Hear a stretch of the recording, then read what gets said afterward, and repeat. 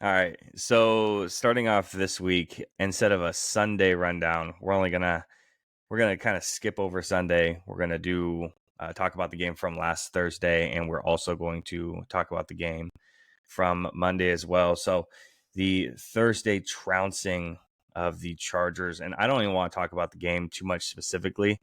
I kind of want to talk about like the Chargers in general, and they're in a weird place. You and I have obviously talked about it extensively. Raiders smashed the Chargers 63-21 with it being like 63-7 at one point. The 21 really didn't matter and doesn't matter at all. The record is 5-9 right now. And then the very next morning, they ended up firing the GM and head coach. So Brandon Staley and Tom Telesco. Um, I always have a hard time with the Chargers because we've seen them year after year after year have these talented teams, whether it's offensive, defensive, or even in years past, both, and they don't do anything with it, right? And a lot of people kind of put that in a couple of different places. You say, oh, well, Phillip Rivers wasn't that good, or the coaching wasn't very good, or whatever the case is. Kind of thought it was going to be a different case with Justin Herbert the past couple of years, and it's kind of just been failure after failure after failure. Last year they won 10 games, but then they don't do anything, right? So right now 5-9. Obviously, Justin Herbert is hurt, and the goal of getting back into the playoffs and potential Super Bowl hopes are not going to be easy, especially him coming off of injury and then new coaching regimen coming in, and then on top of that, their stars. They restructured a lot of their contracts last offseason to grab a couple of free agents, Khalil Mack, Joey Bosa, Keenan Allen, and Mike Williams. They restructured just to keep it relatively together. And the cap space is taken up by 58%, but just those players alone. You're going to have a hard time kind of getting back into it when you have almost 60% of your cap being eaten by a couple of guys. What are your thoughts about the Chargers right now?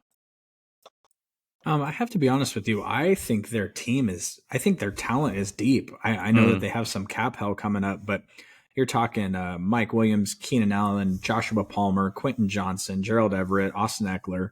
That's a deep team. Khalil Mack has had a good season. Joey Bosa is Joey Bosa. Murray, their linebacker, is really good.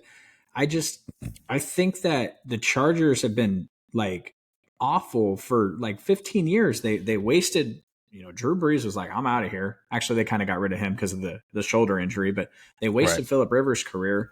I think honestly that this is an exciting place for a head coach to go. And the thing with the Chargers is they have never fired a coach midseason. It's never happened before. And Spanos came out today, actually. Adam Schefter tweeted, he came out and said, now it's one thing to say, hey, this is what I'm hearing, et cetera, et cetera. When an owner makes a statement to somebody and says, listen, there will be no spending limitations on our next head coach and general manager.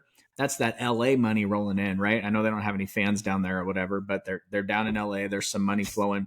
They're going to spend some money to bring in a head coach and a general manager. And they're smart enough to figure out the cap and all that other stuff. But this team next year going forward, if you get the right coach in there, should have been Sean Payton. I think he made a mistake. But if you get the right head coach in there going forward, I mean, look at the Chiefs need a big piece to try to be competitive next year. Obviously, it's funny that we say that because they're just kind of rolling. We think they're having a terrible year, but they have a bunch of wins. But what are the Raiders doing next year? Who knows? What are the Broncos doing next year? Who knows? The AFC hasn't panned out as strong this year as we thought it would. The Chargers are in a perfect position. If they can be a little aggressive, if they can make some good draft picks, they have 4 stud wide receivers. If Mike Williams comes back or not, that's to be seen. Austin Eckler is awesome. We know what Justin Herbert is. I mean, I think Justin Herbert is a top 5 talent in the league, and I would take him.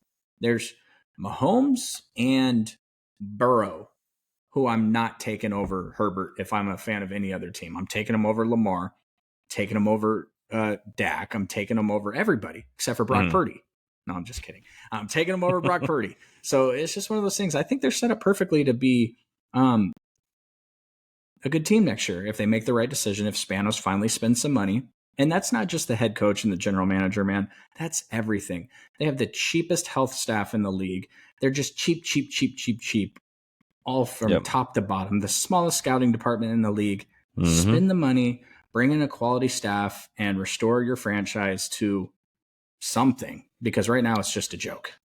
Yeah, and the problem is a couple of the guys that you named off, Austin Eckler, Kenneth Murray, Gerald Everett, and a handful of others, such as Gilman, their safety, Austin Johnson, Michael Davis. They have a couple of prominent role player guys or superstars who are set to be free agents this next year. And on top of the 58% of the cap being eaten up by Khalil Mack, Joey Bosa, Keenan Allen, you also have J.C. Jackson, who is going to eat away at another $15 million in dead money. They have $8.1 million in cap space. That's obviously right now. We know that teams move money around. They create more cap space. That's not the final number. But what they do have going from them is it's not like they're old, right? The Chargers are ranked 12th in snap adjusted age. So the guys who are taking the most amount of snaps compared to their age, not just age of the whole team, because that's going to be different compared to how many snaps those guys are actually taking. And they draft relatively well. In that same draft that they got Justin Herbert, they also got Kenneth Murray, Josh Kelly, and Alohi Gilman, so that safety. They also got Rashawn Slater in the next draft, Asante Samuel Jr., Josh Palmer. 2022 has kind of been it was a little bit underwhelming and disappointing pieces in that draft specifically. And then obviously 2023 is super duper early, but they do have Tuli Tuipu Lotu, who's been pretty good this season. Obviously, all those names are hard to say. They own all their draft picks in this next year, so it's not like with teams like with the Broncos, who don't own a lot of their draft picks, like none of their draft picks, or like the Browns, who are maybe getting a couple of those pieces back from the Deshaun Watson trade. And they're going to have a high pick, right? So they have, I think, it's 5th overall currently. Marvin Harrison Jr., Brock Bowers, 2 prominent offensive tackles, one from Penn State. There's also have Joe Alt from Notre Dame, Keon Coleman, Jared Verse, if you want to go defense. There's Marvin Harrison Jr. is probably going to be gone at that point, but you do have other pieces there that can get Justin Herbert more pieces, more weapons to continue on trying to build him up to get him pieces around, get some wins. And then on top of that, you have some free agents that are going to be prominent this offseason, potentially T. Higgins. Defensive side, you got Jalen Johnson, L'Jarius Sneed, Kendall Fuller, Chidobe, Awuzie, Kenny Moore, Stephon Gilmore. So their corners, big issue outside of Asante Samuel. The only problem with Asante Samuel is he's a liability in the run game. But outside of that, he's really their only super prominent corner. So stacking up on the free agent side, if they can, would be extremely helpful. And then you did mention with kind of their staffing and how kind of poor it is. There was a survey conducted by the NFLPA. The Chargers received a D- or worse in categories that include treatment of families, nutrition, training room, and locker room. Their strength coaches and team travel were the only categories that received positive marks out of the entire survey. So piss poor across the board. And then on top of that, do free agents really? I mean, I guess it's LA. Like, no. And you mentioned it, No. like they're in LA, but it's not really an LA team, right? It's like they play 17 road games every single year. I don't think guys want to go over there, just like you said. The thing about the NFL is you only play one game a week. And so the allure of LA is not what it's like for Shohei Ohtani, who's going to spend, 250 days there a year. It's different. It's only a 17 game season. Chargers don't make the playoffs. So it's, they're not spending any extra time out there. LA doesn't mean anything to them. That cheap ownership does. And you mentioned cap tricks and logistics and the good teams do it every year. That's if the owner's willing to spend the money, man. He has a high payroll because of revenue sharing. But if you want to spread some money around, you got to guarantee a lot of money. You got to restructure a lot of money. And you do that by cutting a check and putting that into an escrow account, paying that player. So if they want to get back to prominence, they can. I think the defensive pieces are there. I love the Brock Bowers idea. Obviously, we'll get more into that later this offseason. But I honestly, if you get the right head coaches in there, and it's what I do think LA is a draw for, if not free agents, is I think LA is I keep mentioning this guy, man, but Harbaugh's going to land somewhere. Mm-hmm. And he took the team when he last landed in the NFL. He took the 49ers, had a ton of pieces and a ton of talent, and they came out the next year and they busted the doors down and jumped out and had a couple of good years there. I think the Chargers could be in the same exact position if they get the right head coach. And Harbaugh brings in a defensive minded mentality, and then you hire an offensive coordinator that can do what he needs to do with Justin Herbert. I mean, the Chargers are like my second favorite team, so I wish they'd be good because it'd be more fun to root for them if they were. But they have all the talent; they just need the right coach and the right ownership mentality to take them to the next level, in my opinion. And I think that's where I kind of sit. One of these days, we're going to get down to the nitty gritty of the coach's talent, or excuse me, the coaching versus the player's talent conversation we'll eventually have. I kind of sit in the middle between you and somebody else that we debate with all the time on coaching more important. Or he listened to the Draymond one and some the TikTok clips he'll go back to and he'll watch. Okay. But I think that I'm kind of sitting them in the middle between you two. He thinks it's 99% player, 1% coaching type situation. And I think which is sure, but I think the Chargers are a good example of that. That's just not true. They have all the talent in the world sitting there waiting and just not the right coaching to implement it. And then on top of that, you look at, I mean, I like it, but you have the Cowboys ex offensive coordinator going from Dallas, and Dak is being looked at like he's garbage. He's horrible. He's throwing all these picks. He's atrocious. And then leaving, going to LA, and now Dak's an MVP candidate while Justin Herbert, not so much. Yeah. Did Kellen Moore show up in Buffalo on Sunday? He may have. There was a lot of That's what it looked like to rinky me. dink and pass offs, and it didn't look like. Dude, I've been saying it. You got to let Dak sling the rock, and I don't. It didn't feel like he had. What's funny for authority. The viewers behind the scenes and my editor over here, Jacob, he'll conveniently not cut this clip for YouTube or TikTok or anything that gets the views. But I got the rundown for our podcast this week, and conveniently enough, there was nothing on there about the Cowboys. So I'm going to try to only take about 17 or 18 more shots this podcast because he didn't want to talk about it. And that's fine because the 49ers lose a big game. We ain't talking about it. But hey man, Kellen Moore looked like he showed up in Buffalo this week. That's all I'm saying. I just want to say about the game that the reason why it's not on the podcast is because we talked about Dallas the first 2 weeks and we talked about the Niners the first 2 weeks. So then I cut them out.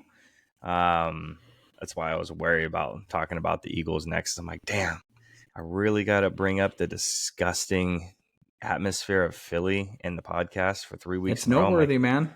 Yeah, unfortunately. Gosh. Yeah. So I think that the Chargers are in a strange situation. Obviously, if and everything just kind of falls down on an if they get the right coaching and the right personnel in place, obviously they could take it far. And then looking at their own division, just like you said, we got the Chiefs, the Chargers, the Raiders, and the Broncos. We are probably going to end up talking about the Broncos here in the next coming weeks. Maybe at the end of the season, we can kind of take a look back at the Broncos specifically and see how the season went, because I think it's an interesting case study on from how poor Russell Wilson was last year and then starting off really poor and then kind of picking it up and playing better, coaching and turning the team around. I think it's something that we definitely have to talk about once it gets to the end of the season, because I think that's when it's kind of noteworthy.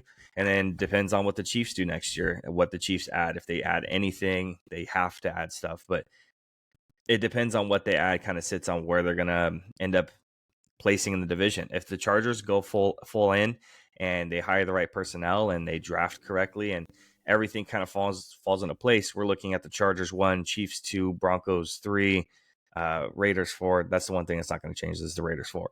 But but if the Chiefs go out and they make the right moves, it's still Chiefs 1, maybe Chargers 2. But if the Broncos make the right moves, then it's Broncos 2. I think it's an interesting division on top of that. It's a tough division. It's a competitive division. If those 3 teams make the correct moves in the offseason, we're looking at the division being competitive again, outside the Raiders, obviously. I think, just to wrap that all up in a bow, because you're 100% right, and I don't come on here to agree with everything you say, so I'll transition away from that because you nailed that. My dark horse candidate, obviously I keep saying Harbaugh. I think he's a good coach. My dark horse candidate for the Chargers is Brian Flores. Now, I know he's got that thing with the league right now, but the defensive minded mentality to come in there with that talent that's already there. And the thing about, oh gosh, I'm going to mention him again. I apologize.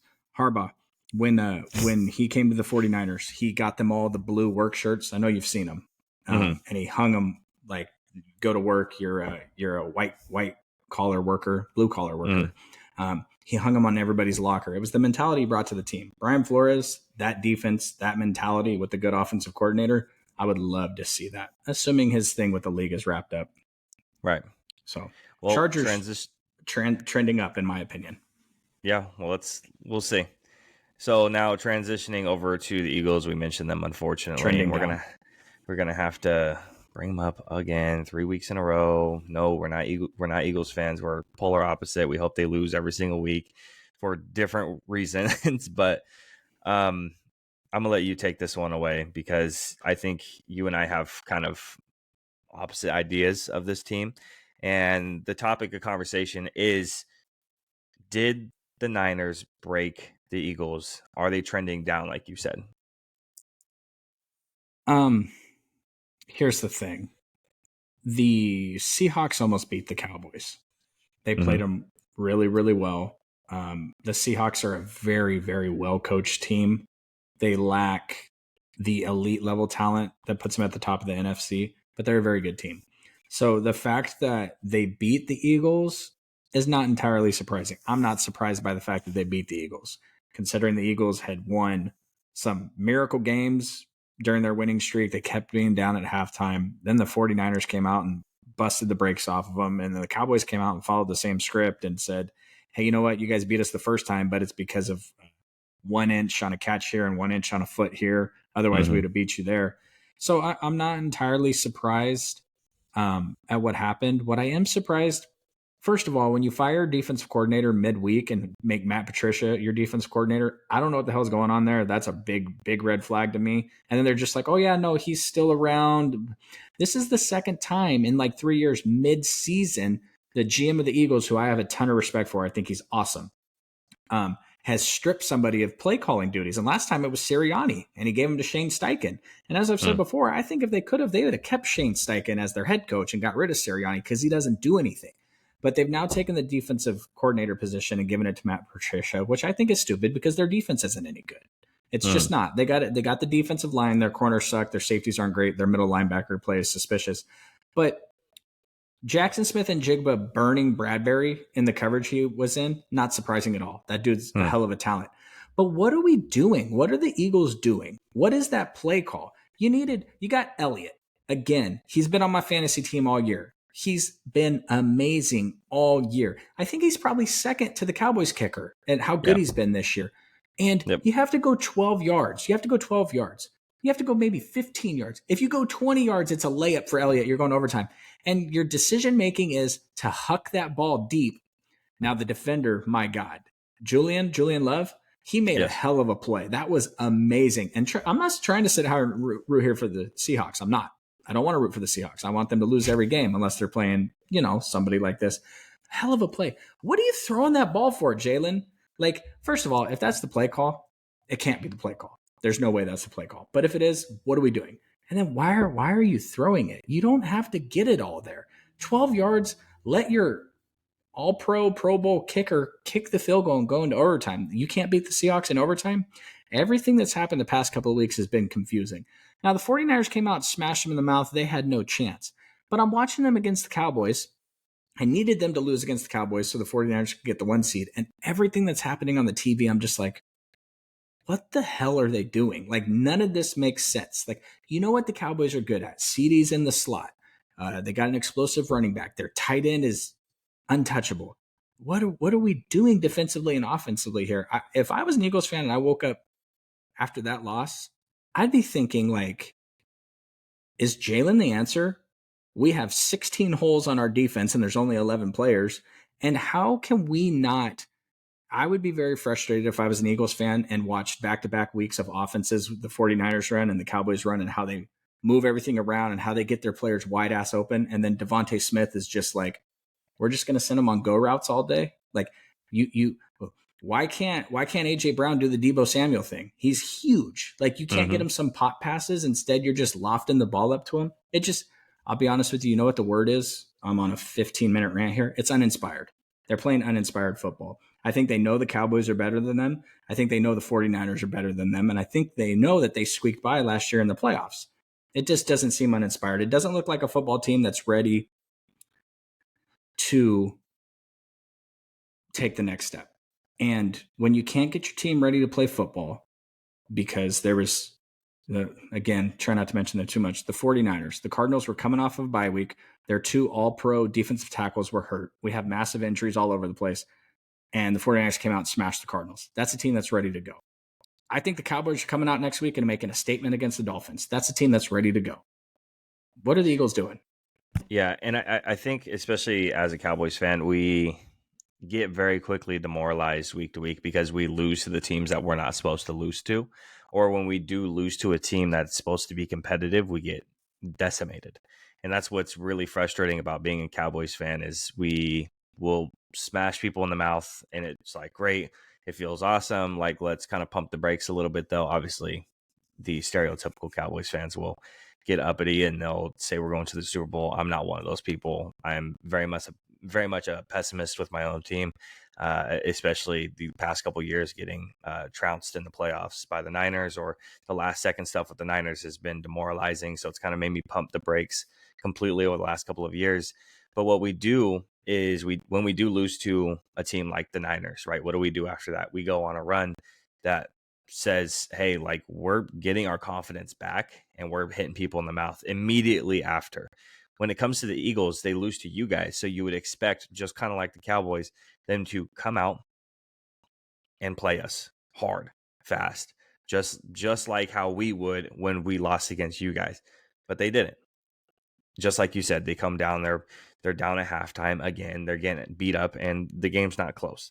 And then you would expect, okay, well, you have an easier opponent than the Cowboys and the Niners, and it should be relatively competitive. And then on top of that, their starting quarterback is out and you get beat again. It is really demoralizing as not just a fan, but it's demoralizing as a team as well, right? Those individual players, I think it's about confidence. And obviously coaching goes in part with some of that stuff. And if you can't pull in the reins to this team within this week, I think they are on the downtrend. But as it sits right now, I find it to be, and I know it's 3 weeks in a row, and I just think it's temporary and they'll be fine in the playoffs. But if my entire opinion will change if they lose next week. If they lose next week, that means you don't have the team at all, and you're gonna lose in the playoffs. Absolutely. They're pretty lucky. They have I don't know, the NFL left them a layup. They got the Giants and the Cardinals, I think. Yep. Don't sleep on the Cardinals, man. Kyler Murray is pretty good. I don't expect them to not beat the Giants. Matter of fact, I expect them to do what that second tier teams do against the Giants. I expect them to come out and smash them. I feel a little bit bad for the Dolphins. I think it's a bad card they drew, having to play the Cowboys a week after they got absolutely embarrassed on the road. Cowboys point differential on the road this year is +3. And I think it's like +90 at home. They're 4-5 or 3-4 or something on the road. So that's a different situation. Going to Buffalo ain't easy. That's why we want the number 1 seed, right? Because we don't want to go to Philly in January. We don't want to go to Detroit in January. We want to play at home. So the Eagles, to me, that's suspicious. I know that's one of my favorite things to say, but that's super suspicious, man. Why? I don't know why you're hucking that ball deep there. You needed 12 yards, not 50. None of that made sense. And the Seahawks traded for Drew Lock, thinking, you know what, man, we lost Russ. We're going to trade for this young kid. We're going to rehab him. It's going to be good. And within like 5 minutes, they said, you know what, you're just like Matt Flynn. We're going to go with Geno Smith here. And he hasn't played at all. So for him to come out and beat that Eagles team, that's embarrassing, man. Honestly, he hasn't had a win since 2020. That's more embarrassing than what happened to the Chargers. Like, it just, I think it's suspicious. And the mystique of the Eagles and what they were doing and how they kept winning those last second, that's been smashed. Nobody's afraid of the Eagles. That doesn't mean they can't win. You know, the playoffs are a different animal, and somebody tweaks an ankle or someone gets a hamstring pull, and next thing you know, things get crazy. But if we just take all the teams at full health, the Eagles got to come to Santa Clara. I don't think the 49ers are worried. If they got to come to Dallas, I don't think the Cowboys are worried. So Yeah. you and me are worried because we're fans and we want our teams to win. We don't want to watch them lose. But I don't think the individual teams are all that worried about that matchup anymore. And that's weird because they have won a lot of games the last 2 years, and now all of a sudden they look very pedestrian. Yep. And bringing up those three teams, moving on to the updated MVP odds, we have four players from the three teams that are in the top five for the MVP odds. So favorite right now is Brock Purdy. Second is Dak. Third is Lamar. Fourth is Jalen Hurts. And fifth is Christian McCaffrey. So that's our top five right now. Again, Brock Purdy being the favorite. God, I hate this. I'm almost getting tired of defending Brock Purdy, and I hate defending any Niners player ever. And at first, I was a hater, especially at the beginning of the season. I'm like, dude, like, listen, he's Mr. Irrelevant. He's gonna crack. It's gonna happen. It is what it is. Like, he's not that good. Haven't you seen him And play live? yeah, shut up. Okay. And I was not a believer, and I didn't think I was going to be. And the fact that we are now next week's week 16, right? So we're in week 16 coming up, and we still have people saying that he's a pretender. He's not that good. He's going to crack. He shouldn't be MVP. Oh, he's the third or fourth best player on his own team. And I think people are confused about what an MVP is and what the best player on the team is, because that's completely different. Zach Martin is the best player on the Cowboys. He's the best guard in the league. Doesn't mean he's an MVP at all. Well, Patrick Mahomes is the best quarterback in the NFL. He's not the MVP this year. Right? It's the most valuable player. You take that player off that team, what does that team do? So we've seen this pretty close to the exact same team outside of obviously a couple of pretty big pieces, but this is pretty close to the exact same team. You guys have had the core guys for the past couple of years, and Jimmy Garoppolo did not much. I mean, he looked fine, but obviously you watching him week to week, you would text in the group chat frustrated with Jimmy Garoppolo, and then other people would defend Jimmy Garoppolo, and then now Jimmy Garoppolo Trash moves can on, emoji. and he looks atrocious, and he gets benched for Aiden O'Connell. And we have Brock Purdy who steps in and does more, triple, quadruple than what Jimmy Garoppolo could and did do. Obviously, Jimmy G went to a Super Bowl. Congratulations, that's great. Lost Brock the is Super Bowl. and lost because of him. So I almost get tired of defending Brock, especially the stupid narrative of, oh, well, he's dink and dunk passer. That doesn't make sense, especially when he's first in air yards. You can't say he's dink and dunk. You look at the statistics, you look at the advanced statistics, he's number one in every single category. I don't know how you can genuinely not just look at the statistics, but turn on tape and he passes the eye test. I get it. There's a lot of weapons around him. Absolutely. You have the best running back in the league. You have the best left tackle in the league. You have top 12 wide receiver and a top 3 all-around player in Deebo Samuels, and the wide receiver is Brandon Ayuk. Also on that offense, I get it. A lot of weapons. Dak also has a lot of weapons, but you're not hearing the same thing out of the other side. I'm getting tired of defending Brock because I'm not a Niners fan. And I don't want to defend any Niners player ever. But also, I want to give credit where it's due because I never defended Jimmy Garoppolo, and I didn't really care about defending Jimmy Garoppolo a single time. But watching Brock, looking at the statistics and looking at everything he's doing, I don't know how you can sit there and still spin the exact same narrative over and over and over again. The good thing about the MVP voters is they're not you and me. They're not going to go look at the fact that Brock leads the league in EPA. They're not going to go look at the fact that Brock is a historically great deep ball thrower through his career so far. That's one of those things that's probably going to come back down to earth eventually. But Right. let me give you a player that his team is the 1 seed. They get the first round bye. They went 14-3 during the season. He threw for 4,000 yards. He led the league in touchdowns. He only had 7 interceptions. He led the league in completion rating. He led the league in yards per attempt. That's an MVP every single year. Mm-hmm. And that's what MVP voters are going to look at. I think Jalen's fallen off the conversation. I mean, I get the love for Christian McCaffrey. I really do. He's probably going to get Offensive Player of the Year.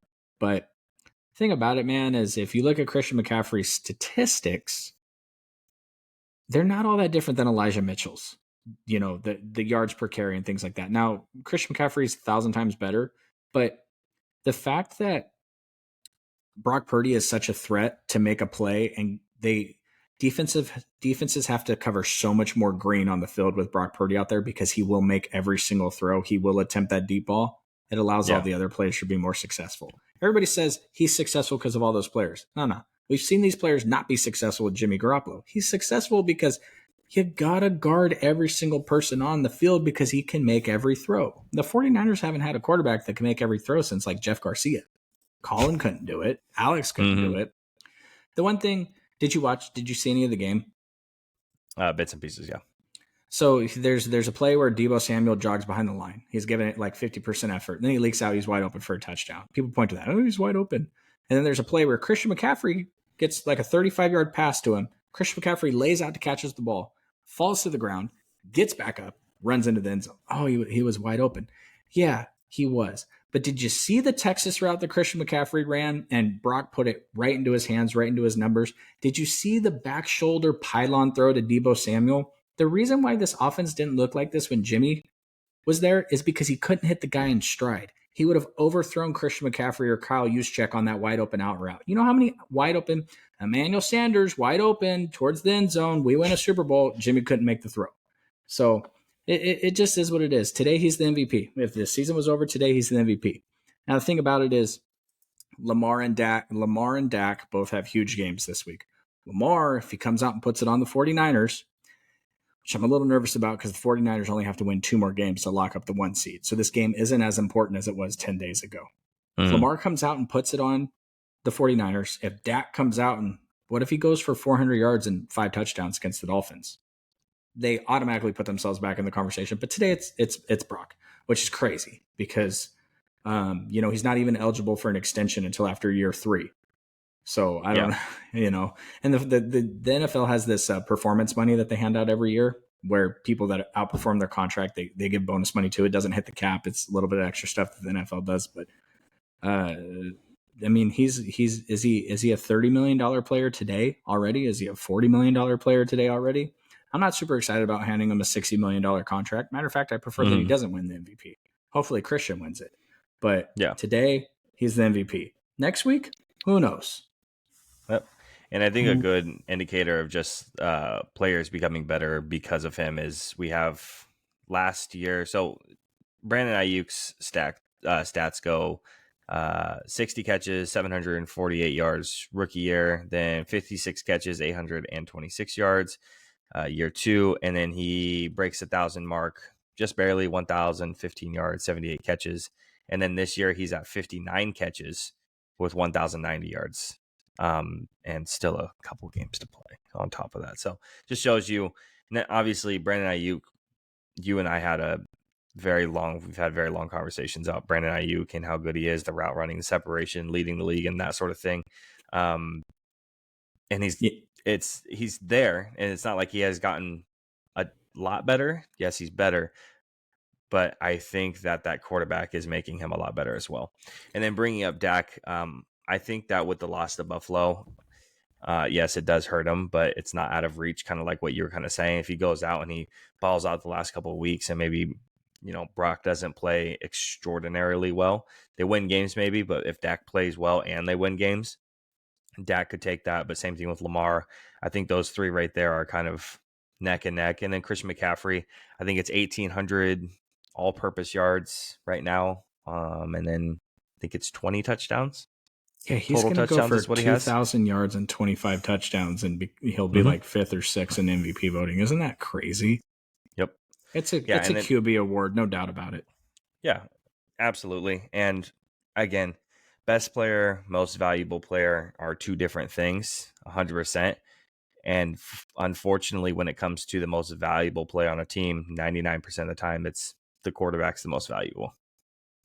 And then talking about, again, man, should I just title the podcast 49ers, Eagles, Cowboys, third week in a row? We're going to talk about more playoff teams, contenders versus pretenders. Hey, let's enjoy it while it lasts, man, because there's going to be a time when we're sitting here talking about our teams and the 49ers are going to be coached by Jim Tomsula and they're going to be 2-16 or 2-14 or whatever the hell we were. I can't even remember, honestly. I blacked that out. So let's enjoy it while it lasts, man, because our teams are good now. They probably won't be good forever because the NFL, man, the league of parody. So contenders versus pretenders, and I picked out the 7 teams for the AFC and the 7 teams for the NFC. If the playoffs ended right here today, that's what I picked out. Okay, we're gonna grab a couple more that are sitting right there on the outskirts of the playoff picture, but we're gonna focus on the 7 plus a couple of additionals, because especially with the AFC, it feels like everyone's like 7-7 or like right there, like pushing for the Colts. So we're gonna go ahead and take a look at the playoff picture. What do we want to start, AFC or NFC? Let's start with the AFC. I think it's a little more exciting because I actually think they have more contenders to get to the Super Bowl this year than the NFC does. So AFC. All right. So AFC, and just letting anyone who watches this know, or whoever's watching the clip, I'm forcing at least two or three contenders. You have to pick 3 contenders. How about that? Are we okay with that? 3 contenders per conference. Okay. Easy. So let's just start with the first one. Ravens. Contenders. Yeah, and I don't think anyone's gonna argue with that. It's the number 1 seed, clinched playoff berth. It's not close. Contenders, absolutely. Now the Dolphins. Contenders. I think disagree. I think the Dolphins are pretenders. If you look at the record for the Dolphins, you look at who they've beaten and you've looked at who they've lost to, it's not all that impressive. I'm not worried about the Dolphins, especially with some of the injuries coming down the line too. It's the end of the season. Tyreek Hill is starting to get banged up. Obviously, you lose Jalen Phillips a couple of weeks ago. I'm not a massive believer of Tua. I think he's great. I think he's good, but I'm not a massive believer in him to win you football games because of him. Now, if we're talking about maybe last year, pre-head injuries, Tua on that couple of week tear, then maybe we can have a different conversation. But I'm not huge believers in the 2 seed Chiefs the 2 seed Dolphins right now. Personally, I think the Dolphins can go into a playoff game with 40 touches between their 2 running backs, and Tua doesn't have to throw the ball more than 5 yards down the field, and they can put up 35 on any team out there. So yeah, I'm also a big fan. Obviously, big surprise here. I love Mike McDaniel. So yep, and I think that with one of my contenders that I have, it comes down to coaching as well. And we're probably going to differ here again. So I'm excited because this is I'm surprised with what you picked there, but let's keep it rolling. And the 3rd seed is currently the Chiefs. Chiefs are big time pretenders, bro. And I think because of the players that are commanding the rock, I think I'm not going to count out Patrick Mahomes, and I'm going to call them contenders until I see different. They haven't beat nobody. I know, but I can't count them out. I just can't. I can't bring myself to say that Patrick Mahomes and Andy Reid can't win a football game. They've beat the Packers, Bears, Jets, Vikings, Broncos, Chargers, Dolphins, Raiders, Patriots. They beat the Dolphins. All their wins. And the teams they've lost to the Lions, legit team. They've lost to the Eagles, semi-legit team. Nah. Yeah. Pretenders. Well, and a lot of the teams that they've lost to also, but are like close games. It's not like they're getting blown out. The nature of the award, though, Patrick Mahomes is the MVP this year because without him on that team, they have 0 wins. So, I mean, I look at this as the teams that scare me, and that's how I'm going to judge this off of how they scare my team. Please feed me the Chiefs in the Super Bowl because I need that one back so bad. We would feast on that team. We would feed. Travis Kelce can't do it to Fred Warner anymore. He's too old, and God, Kadarius Toney. I don't know how they haven't cut that dude yet. Anyways, pretenders. Fourth seed Jaguars. I only have one contender and two pretenders. Pretenders. Yeah, pretenders. That's also mine too. The fifth seed Browns. Pretenders. They don't have a quarterback. Oh, Joe Flacco is elite. Oh, no. Their defense is so good. Can they make it to the Super Bowl? I legitimately have Browns typed out here. Browns - contenders. What if they play the Ravens in the AFC Championship? Joe Flacco goes home to Baltimore? Oh my gosh. You got the number for the NFL script writers? Oh my goodness. Because we already got screwed in the other league that we didn't get the Kings and the Pacers in the in-season tournament final. Mm-hmm. We got to get Flacco going to Baltimore. I think that with Flacco. early coach of the year super quick talk to me. There's two people who are coach of the year. One is DeMeco Ryans, and the second one is the Browns head coach. That's it.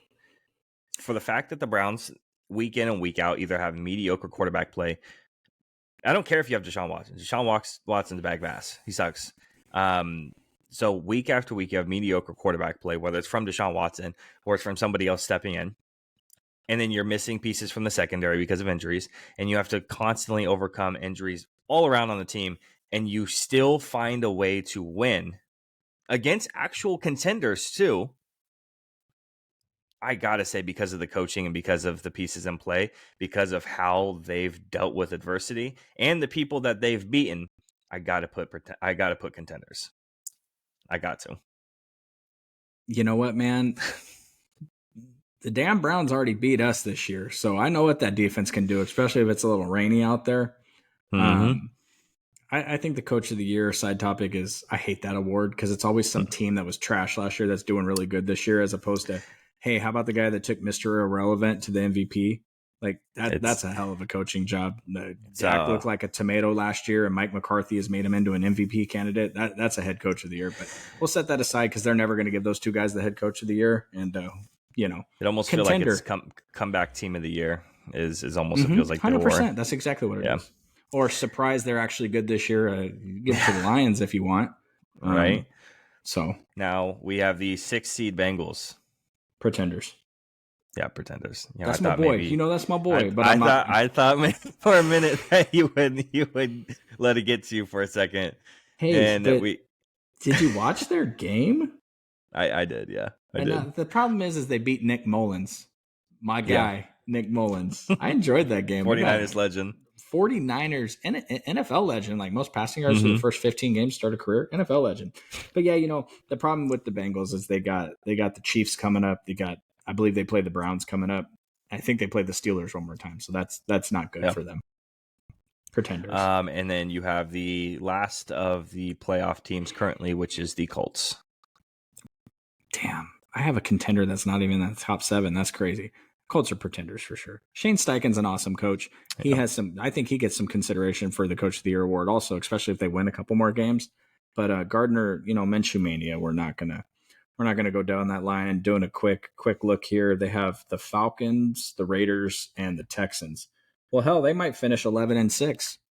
I still don't think that makes them contenders in the playoffs, but if they finish 11-6, I think you might have to give Steichen the award too. Man, yeah. Lots of good stuff this year out of these teams. Then you have the outside looking in. You got a couple of teams. Let's talk about the two teams that I actually have a positive record. So the Texans are 8-6. They're the 8th seed currently, and the reason why they're the 8th seed over the Bills is because they have the record tiebreaker over the win in the conference. Mm-hmm. So contenders or pretenders, Texans. Pretenders. And then on top of that, they're probably I like everything they're doing. They're a year ahead of schedule, and that's just fine. Yep. They don't have to make the playoffs this year. And, it sucks for the fans if they finish with a winning record, they don't make the playoffs, but that just shows you that you got to go out next year and get better. And it would kind of suck for the Texans also if they did make the playoffs this year and got bounced in the first round, and then the ownership sat back and the front office sat back and said, "Oh, we're good." No, go get yourself one more playmaker. You need one more playmaker, add a couple more pieces to that defense, and then let D'Amico cook. And then I'm guessing this next one is your last contender. Bills 8-6. I believe in any team that can beat the brakes off the Cowboys. Any team. Cowboys are a great team. Yeah. No, Cowboys are a very good team. They only lose to great teams. So, and obviously, by unfortunately, that math, I'm gonna have to agree. Unfortunately, that was embarrassing, man, and that just shows what the Bills can do if they get to the playoffs. Now, up and down, fire an offensive coordinator, head coach might be on the hot seat, et cetera, et cetera. But when you have a quarterback that's an elite level talent, and you have an elite level talent at wide receiver, which is crazy because they didn't even throw the ball, but a few times they just ran all over the place. I'm much more worried about Josh Allen lowering his shoulder and Stephon Diggs going nuts in the Super Bowl than I'm worried about anything the Chiefs can bring to the table. So to me, that's a massive time contender because it's a team that, based off of what they've done this year and what they did last week, would frighten me in the Super Bowl. Okay, and then moving over to the other side of the coin, the NFC first seed 49ers, contenders or pretenders? Pretenders. Yeah, I think they're also pretenders. They're fake. Mm-hmm. No, best team in the NFL. Again, unfortunately. And I don't think it's particularly close, especially when they've already gone out and they've played the Cowboys and they've played Philly. So the two teams that are most likely to meet them and the conference championship, and they've beat both of them. And then on top of that, they're going to get tested one more time with a potential Super Bowl preview on Christmas. I mean, contenders regardless of what happens, but if they beat the Ravens, we can go ahead and just tie a little bow on it and set it to the side for right now. Well, the fact of the matter is when completely healthy, they haven't lost a game this year. So until they do, if they drop it to the Ravens, we can open up that discussion, which I'm willing to do, obviously.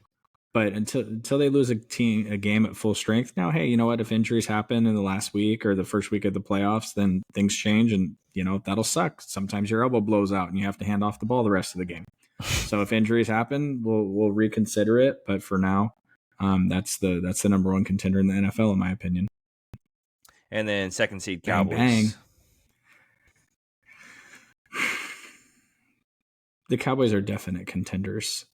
I don't think that the 49ers can play the Cowboys every year and just keep kicking their ass. At some point, same thing with the Rams. Like, we just keep destroying the Rams. Like, eventually, Sean McVay's a hell of a coach. Matt Stafford's a hell of a quarterback. Eventually, Puka Nacua, Cooper Kupp, they got to get us, right? You guys have so much talent. Like, at some point, and then earlier this year, man, you guys look like you were like, they did the hey, can the number one team in college football beat this team? No, they can't. That was terrible. We sat there that whole fourth quarter in the stands, just sitting there like, well, this kind of sucks. I didn't think it sucked, but yeah, no, I think they're contenders. And the thing about the 49ers Cowboys playoff is home field really doesn't matter. 49ers fans travel well. If we're in Dallas, 49ers fans are going to be there. Dallas fans travel really well. If we're in San Francisco, Dallas fans are going to be there. Home field advantage doesn't matter too much for that game. It's going to be 60 or 70 degrees wherever the play that happens. So to me, contenders. And I've already mentioned I'm a pessimist with my own team. And just as a background, looking at typing up show notes and that sort of thing for the podcast, when I'm typing out contenders or pretenders for some of these teams, I ended up only writing contenders for two teams initially. And this is why I said that I'm forcing us to do 3 for each conference. For the viewers at home, I said the Niners initially and the Ravens were the only 2 contenders in the NFL. And then I sat back and I said, I gotta put a couple more and not be such a pessimist. Yeah, Cowboys are contenders. I do agree. It as the pain of a Cowboys fan, I want to say pretenders because that's what it felt like my entire life. But contenders for now. And then we have the third seed Lions.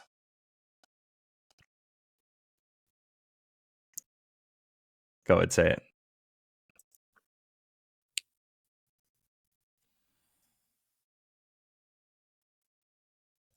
If you asked me hey, Drew, 49ers are hosting a playoff game. You want to play against the Eagles or you want to play against the Lions? I'd say give me the Eagles. And not because we just beat them, but there's talent on that Detroit Lions team that I do not like. And I have watched Jared Goff operate at a really high level against my team. So I'm going to go with Contenders because anytime you have a talent on offense, the speed that the Lions do, it's the same thing with the Dolphins. I mean, it doesn't matter how solid your technique is. If you misstep one place, Amon-Ra is gone. Jameson is gone. They just have the talent on that team.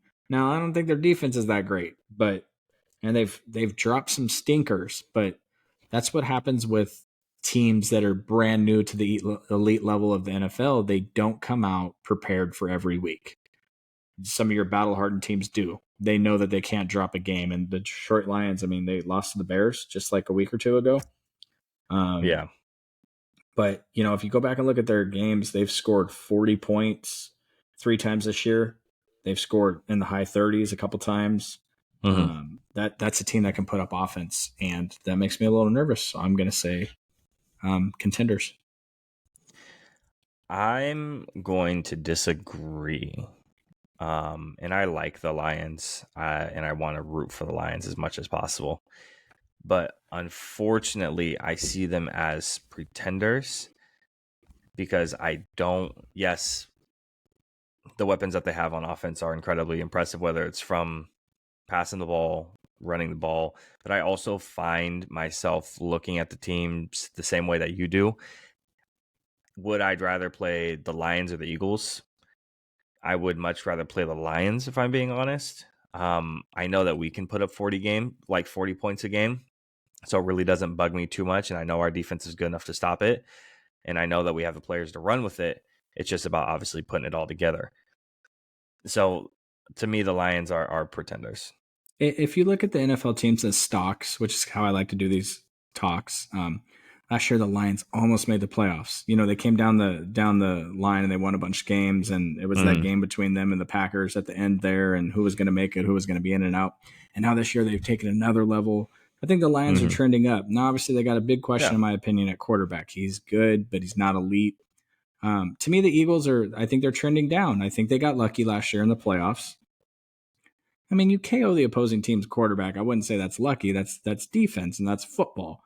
But they got lucky. We've seen this game already now, and I just think that the Eagles are trending down and the Lions are trending up, and that's okay that we disagree on that because the Lions aren't winning anything special this year. But I would much rather see I'd much rather see the Saints in the NFC Championship game than the Lions. The Lions scare me a little bit. They got the team to score. Yeah. And then we have the 4th seed Bucks. Pretenders. I don't even know. They're the 4th seed for no other reason except for the fact that they're in charge of their lackluster division. Lackluster is definitely a way to put it. And then Philly owning the 5th seed. I'm at 3 contenders, and I have another one. So I'm going to say Philly is pretender. I think there's 3 or 4 teams in the playoffs this year that can beat Philly. So especially if they don't win their division. The whole point of Philly is like, damn, you got to go to Philly. If they got to go to you, look what happened last night. Yeah. I'm going to say Contenders until next week rolls around. My opinion might be flip-flopped on the Lions and Philly if I'm picking 3.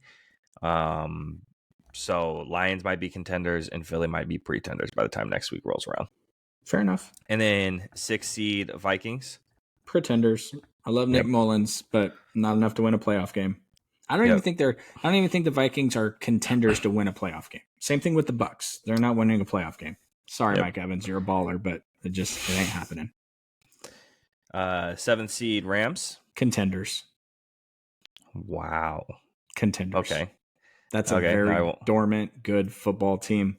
They got really good wide receivers. That young running back is killing it. Stafford is a GOAT. And the defense, man, they got Aaron Donald, bro. Like, I know he hasn't been crazy this year, but I mean, you can't see I mean, it wouldn't happen this way, but let's just take the standings out of it for a second. You can't see the Philadelphia Eagles having to go to the Rams on that turf, and the Stafford and Puka Nacua and Cooper Kupp just lighting them up. You can't see them beating. What if they have to go to Tampa? They'll beat Tampa. Yeah, they will. You know, That's what fine. if they can't beat Detroit? Why not? Yeah, in my opinion, they're like landlocked at the divisional. I think that's where they can win a game. I don't think they're winning a second one. I think the Yeah, trash is going to get weeded out in the wild card, and I don't think that they're going to make it past that. to me, it always comes down to coaching. To me, when things are close to even, it comes down to coaching. Now, I think my Right. team has a top 3 NFL head coach and a top 2 roster, and so I don't have to worry about those things. But when I think about them beating Nick Sirianni, I think it can happen. And when I think about them beating the Bucks, I think it can happen. And I think that they can beat. I think they can beat the Lions. So nobody can beat the 49ers. They should win the Super Bowl. If we're betting right now, if we're betting teams, they win the Super Bowl. Nobody beats them. Nobody really Right. beats the Cowboys except for the 2 teams in the league that are better than them. And the thing is Buffalo is one of those weird teams that their record is not their talent. Throw their record out. The beginning of the season, if I said, "Hey Jacob, the Buffalo Bills beat you guys," you'd be like, "Yeah, makes sense." Yeah, and I'm not gonna complain about that. I mean, again, I'm 2 for 2 so far in the predictions on the rest of the Cowboys schedule. So I said we beat Philly, and I said we'd lose to the Rams. Now we'll see if we go 3 for 3 when I said that we beat Miami. Hey, didn't you say you'd lose to the Commanders? Yep, I did. That's going to be a bad look for you guys because we play them also. So if we go out there and smash them and then you drop a stinker to them, people are going to be hating on you. Good thing the Yeah, fans' they opinions will, don't but matter. It's it's just discourse. it's just divisional games in my opinion, though. Especially in our division, I feel like there's a lot. I mean, you guys have the same thing, right? You had games in the past with like shit teams like the Cardinals, and you'd have close games with them in the past. And it's like, Cardinals why have would you have, dominated us in previous years. and it's like, why would you have? I mean, what was that you guys or was that with the Seahawks where there was like that? What was it, 6-9 game or whatever a couple of years ago? It was just field goal after field goal, and it was just Mm-hmm. boring as hell on like Thursday night football. I mean, it's divisions, and sometimes it's hard to remember that because there are some division I don't put a lot of stock in the divisional games, like our division. I don't put a ton of stock in the Browns, Bengals, Steelers, Ravens divisional games because they're super competitive. So I put a lot of stock in like the NFC. What is that? The NFC North, right? So Saints, Falcons, Panthers. I put stock in those ones because they all suck ass and they're not super competitive and they don't really give a shit about each other. But it feels like when we play division games, when you guys play division games, when some of those AFC divisions play those division games, it's turned up a whole nother level. And then there's 2 other teams that have an even 500 record. The Seahawks and the Saints are either one of those contenders. No. Yeah, and I agree 100%. I don't think either one of them can sniff it, in my opinion. And moving past our contenders versus pretenders, we're going to be talking about a player on a team that is not a contender. They're not even pretenders because they can't even be considered for the segment. Kyler Murray and the Cardinals. And I think your big question for the segment was, should the Cardinals move off of Kyler? And I'm really curious before I get into my opinion about it. I want to hear what you say because I had one opinion initially running into the segment, and then it completely flipped once I did a little bit more research and I looked at the stats and I looked at where he was sitting and I looked at the situation that he was in for the first couple of years, where he's going to sit for the next couple of years.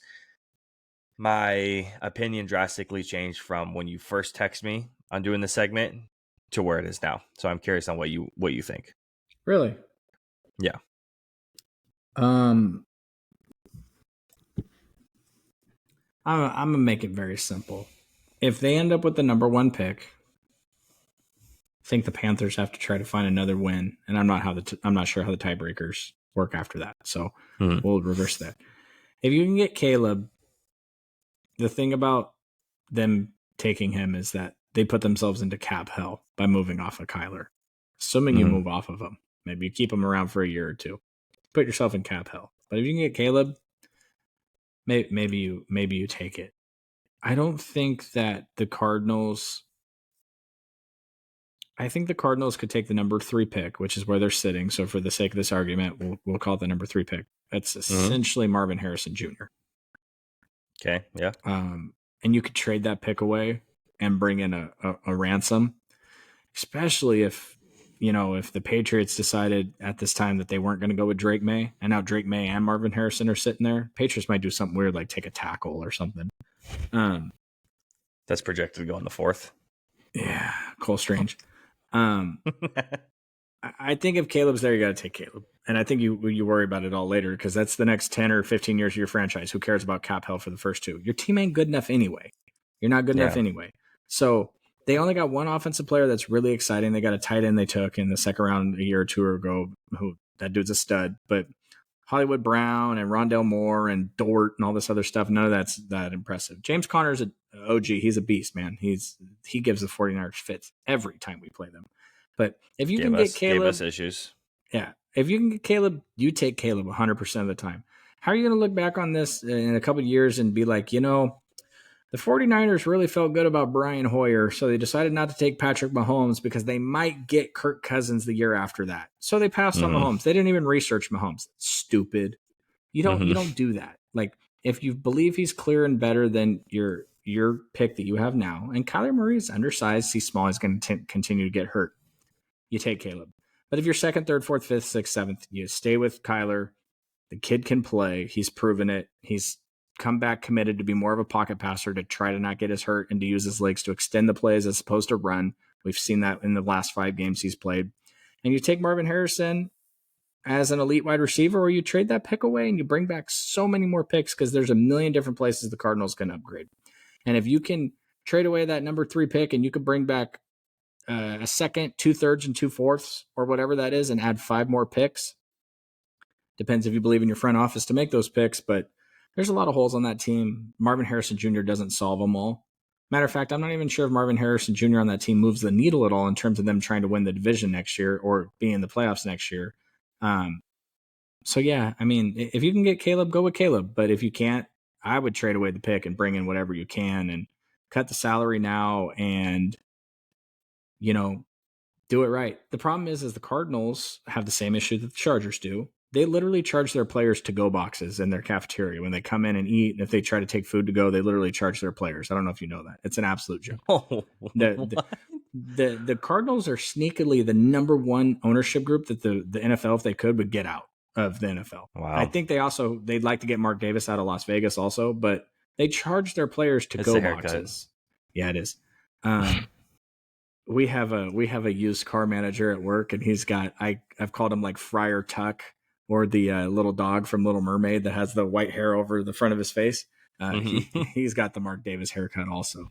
So yeah, if I don't trust that ownership to do the right thing in any type of way, but the other thing is I don't think they're moving off of Kyler Murray because it costs them too much money. So, but for the sake of this exercise, if you can get Caleb, take Caleb. If you can't, I think you got to trade the pick, man. Get all those picks in and do what you can to restock the cupboard a little bit because there's not a lot of talent on that team. There's like 0 talent on the defensive side of the ball except for Budda Baker.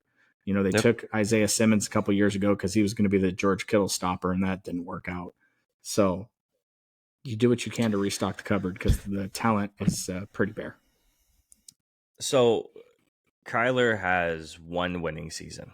And he's only played 2 actual full seasons. So 2 full 16-game seasons. A third one, he played like 14 games.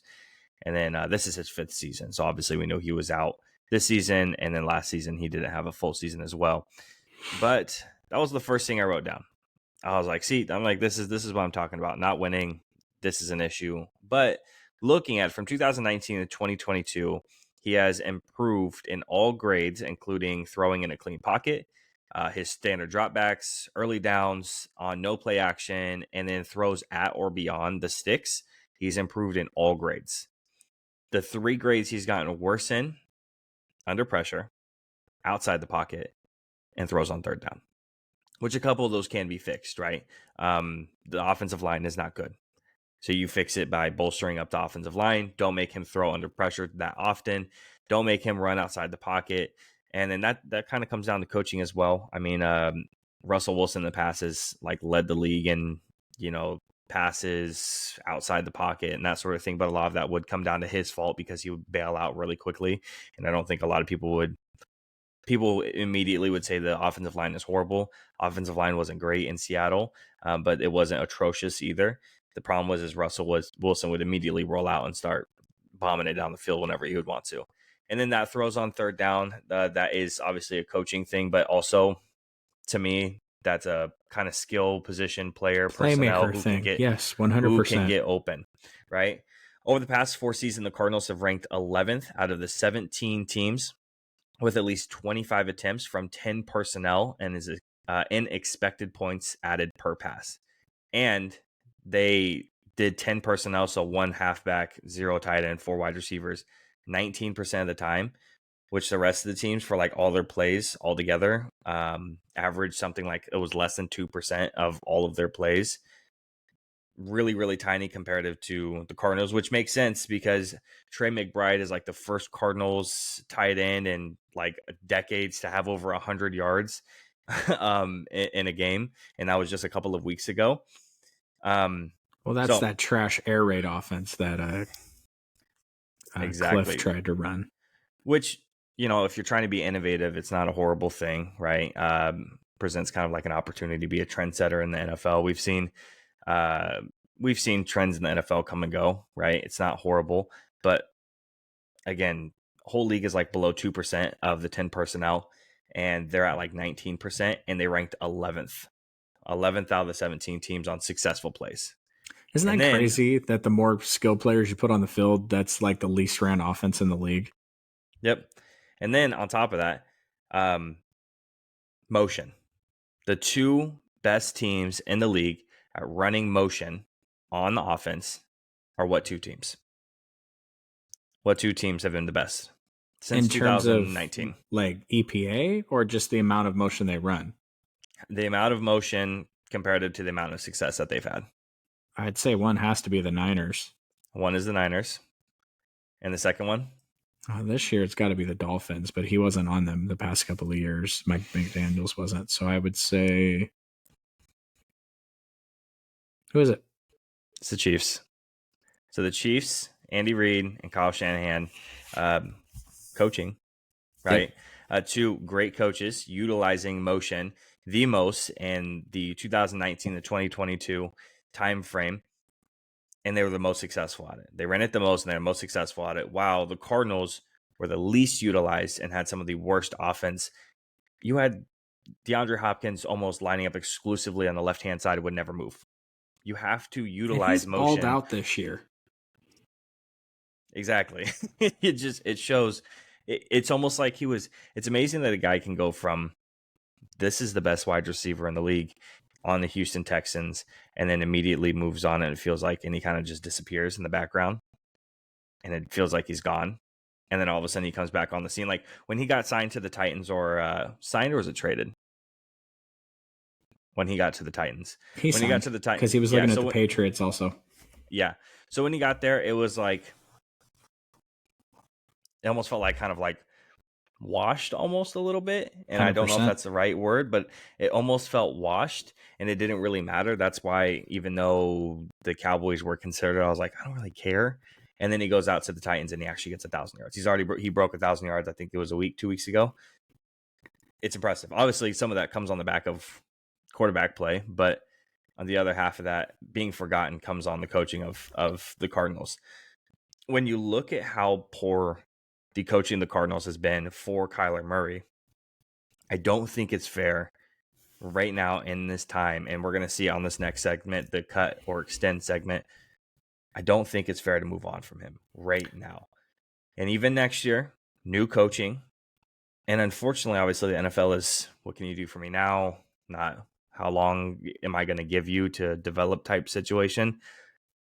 It's almost like we're not going to see it be fruitful next year, but the year after, I think we could see the Cardinals reaching for a playoff spot, like comfortably reaching for a playoff spot. The one thing I will red flag for you on this Cardinals situation with Kyler Murray, and it's a different coaching staff, so this may not be as important. But Larry Fitzgerald retired before his career was over because he was sick of dealing with Kyler.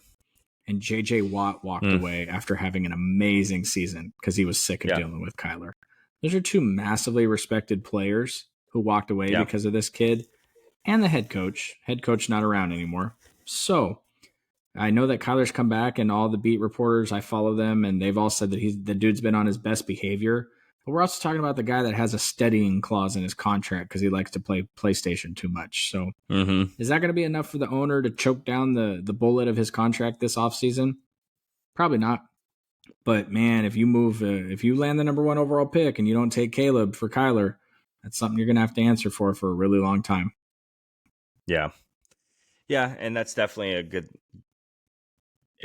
way to kind of put almost like an asterisk there. It's like, hey, when we're just talking about the play, that's what I'm covering. But also there's the behind the scenes thing that not a lot of people talk about, and that could cause issues on his development and how successful he is with the guys in the locker room. And now he's going to come up in this next segment, cut or extend. I'm actually excited for this one because I thought this was a super good idea. So next segment is we're going to take the top quarterbacks from 10 to 25. This is going to be in no particular order. I just took those 15 quarterbacks and I threw them in there. So we have 15 quarterbacks ranked from 10 to 25, and we're going to discuss whether we would cut or extend their contracts if we had the option to extend them today. And the reason why I brought up this idea is because instead of us ranking the 10 best quarterbacks, that's stupid. I think it's much more interesting anytime we're talking about rankings. Let's rank let's get the elite guys out of the way and let's rank the rest, because that's a little more fun and a little more thought provoking than, oh, hey, Patrick Mahomes is the greatest. Yeah, we know. So that's why I brought this up. Like the Baker Mayfield, the Kenny Pickett. So that's why I brought up the idea of doing this. So we'll see how it shakes out. All right. So first one on the list, Justin Fields. Cut. Yeah, cut. Absolutely. Like, did instantly. You see that DJ Moore came out this week and like threw his support behind him? Yeah, I did. That shows me that that kid works really hard. He's studying the playbook. He's putting the work in at practice, doing everything that he can. But man, if you're not a quarterback in the NFL, you're not a quarterback in the NFL. Yep. And I agree, no matter what. I mean, and let the record show with that whole draft class, I thought Justin Fields was probably the most accurate quarterback in that class outside of Trevor Lawrence, and it's not worked out. And the thing about that also is that going back to our topic we had last week, the problem with Justin Fields is I don't think he's a backup quarterback either. That's not the type of player you want sitting behind your backup. You want a Luke McCown for 30 years, Yeah. So I'm not sure. I mean, if the Bears cut him, if the Bears move off of him, someone gives him a chance because he's still young and he's insanely talented. But that's not the player I'm moving forward if it's my franchise. Yeah. And Jordan Love. Man, I think I said 2 weeks ago this dude was a baller, and then he's made me look bad the past 2 weeks. I'm extending Jordan Love. They were smart. They already extended him. They gave him a baby extension. His, I'm a big Christian Watson fan. That's one of the guys we disagree about in the NFL. But his talent over there is young. And Aaron Jones has been beat up all year. A.J. Dillon's averaging like -7 yards per carry. It hasn't been great with his skill guys over there, but he's got a really smart head coach, LaFleur, Shanahan tree. I would 1,000% give him the reins with zero doubts for next year. Running back Jordan Love, let's see if he can develop, get a little better, get another playmaker in there. Again, my little widget guy this year is Mike Evans. Let's put Mike Evans here. Let's put Mike Evans here. Let's put Mike Evans here. Man, put Mike Evans on the Packers. Let's see what this dude can do. So, I'm definitely extending Jordan Love. Yep, absolutely agree. Jared Goff. I'm extending Jared Goff. Small extension. I'm extending Jared Goff unless there was some miracle to be able to somehow, some way move up in the draft. Yeah, the thing with Jared Goff is that I'm extending him based off of his play last year and this year. The reason why I'm hesitant on it is just his age. He's getting up there to where I'm not handing him a 5-year. You know what I'm saying? You want to run it back with Detroit next year. develop a little bit more, maybe add a little bit more on the defensive side, and let's go. I'm in on that. But 3 years from now, I think that the Detroit Lions internally need to start thinking, okay, what's our segue? Is there a guy? Is there a? You're not going to get as high as Michael Penix, but is there a Bo Nix, the Oregon quarterback? Is there a Quinn Ewers from Texas? And I misspoke on last week's podcast about the Heisman winner because he's coming out and he's jumped up the rankings this year. You probably can't get there either. But if there's a quarterback that you can sit for 2 or 3 years and develop, like a Jordan Love, I think it's time to start maybe looking into that situation. But I'm still extending Jared Goff for a little short-term extension. You see, they just signed Hendon Hooker. Mm-hmm. Yeah, I thought that was interesting because I remember in the draft process, I thought that would be a good place for Hendon Hooker to go for a little bit of time. Yeah, he's an interesting player. So is what's his face? I don't even know if he's on the Rams right now, technically. But it's Stetson Bennett. Yeah, they're just couple of interesting guys floating around out there right now. Mm-hmm. And then Aiden O'Connell. I think I'm going to say Aiden O'Connell. I'm putting him there instead of Jimmy Garoppolo, but Aiden O'Connell. I don't believe in it. Yeah. I mean, obviously what they just did was cool, but the thing about it is it's like the Linsanity thing. Every team has to have a higher, a leading scorer. You know what I'm saying? Every team in the NBA has a leading scorer, and every team in the NFL has somebody that puts up points. And your offense needs to elevate Aiden, as opposed to the other way around. And so the Raiders are finding themselves in that same old typical Raiders place where they win enough games to where their pick sucks. It's not a late round pick, but it's not an early round pick, so they can go ahead and draft Tyree Wilson, who I think has 1 sack on the entire year this year again. So yep. But the thing about them, man, is there's a guy out there who has a torn Achilles right now, and I'm not talking about Aaron Rodgers, who I think would be an interesting little fit over there in Las Vegas. I keep putting everybody in Vegas. Harbaugh's in Vegas. Kirk Cousins is in Vegas. Bill Belichick's going to Vegas. Zach Wilson's going to Vegas. But yeah, I don't know, man. You got him under contract. I think you definitely look to upgrade that position this offseason. Yep. Especially if you can get Kirk Cousins. Kirk Cousins and Devontae, let's go. Will Levis. I'm extending Will Levis. Yes, 100%. I don't even want to talk about it. Give him the whole offseason to develop. What the hell were they doing this year? I don't know. Another year with Ryan Tannehill. Congratulations. Especially when you have the talent that you have. I mean, you got to try to get something a little more aggressive with Derrick Henry, because Derrick Henry's winding down a little bit. So, yep. Geno Smith. Geno Smith is good. He's been good for the Seahawks. Geno Smith clearly isn't good enough to beat the upper echelon of the NFC, except for the Eagles. Mm-hmm. I don't know if you can extend a quarterback that can't beat your biggest division rival. Geno Smith cannot beat the 49ers. He's not good enough. He doesn't threaten us enough. Not a lot of quarterbacks do, but I'm not sure if you can extend Geno. But I'm also not sure if a guy like Pete Carroll wants to start over again. But, if they lose the next 3 games and they can find a top 15 pick, and, man, they keep talking about Michael Penix over there in Seattle. Yeah. And to be honest with you, I don't know the contract situations, but if you can cut Geno, draft a young quarterback, and ride with Drew Lock for a year based off of how he played against the Niners and how he's played against the Eagles, is it going to be all that different? Probably not. Yeah. I might cut Geno. Which not to say he's not good. He might go somewhere, these other places that we've cut, but the Seahawks can't beat the 49ers with Geno Smith. So how far do you want to go with a quarterback that can't beat your division rival? And Geno Smith isn't as good as Jared Goff is, but I find myself in this, like, putting him in a similar, like, situation, like, category wise. Like, I'm going to extend him with the asterisk of if they could somehow get, like you said, in that type of, like, top 15 pick, then maybe move on. I have all the respect in the world for Geno Smith. If I met the man in person, I'd be like, you know what? I think you're an absolute role model for kids. You came into the league, you had a dream, it didn't work out. You worked really freaking hard, and when you got your next chance, you were prepared for it. And I think that's fucking awesome. Oh, I don't know if I could say that. Sorry. I think that's amazing. His career arc is amazing. I love what Geno Smith has done. And he's a role model. He's not Baker Mayfield with his attitude. He's not Carson Wentz with his attitude. As a human, and I don't know the man, but Geno Smith is all class to me.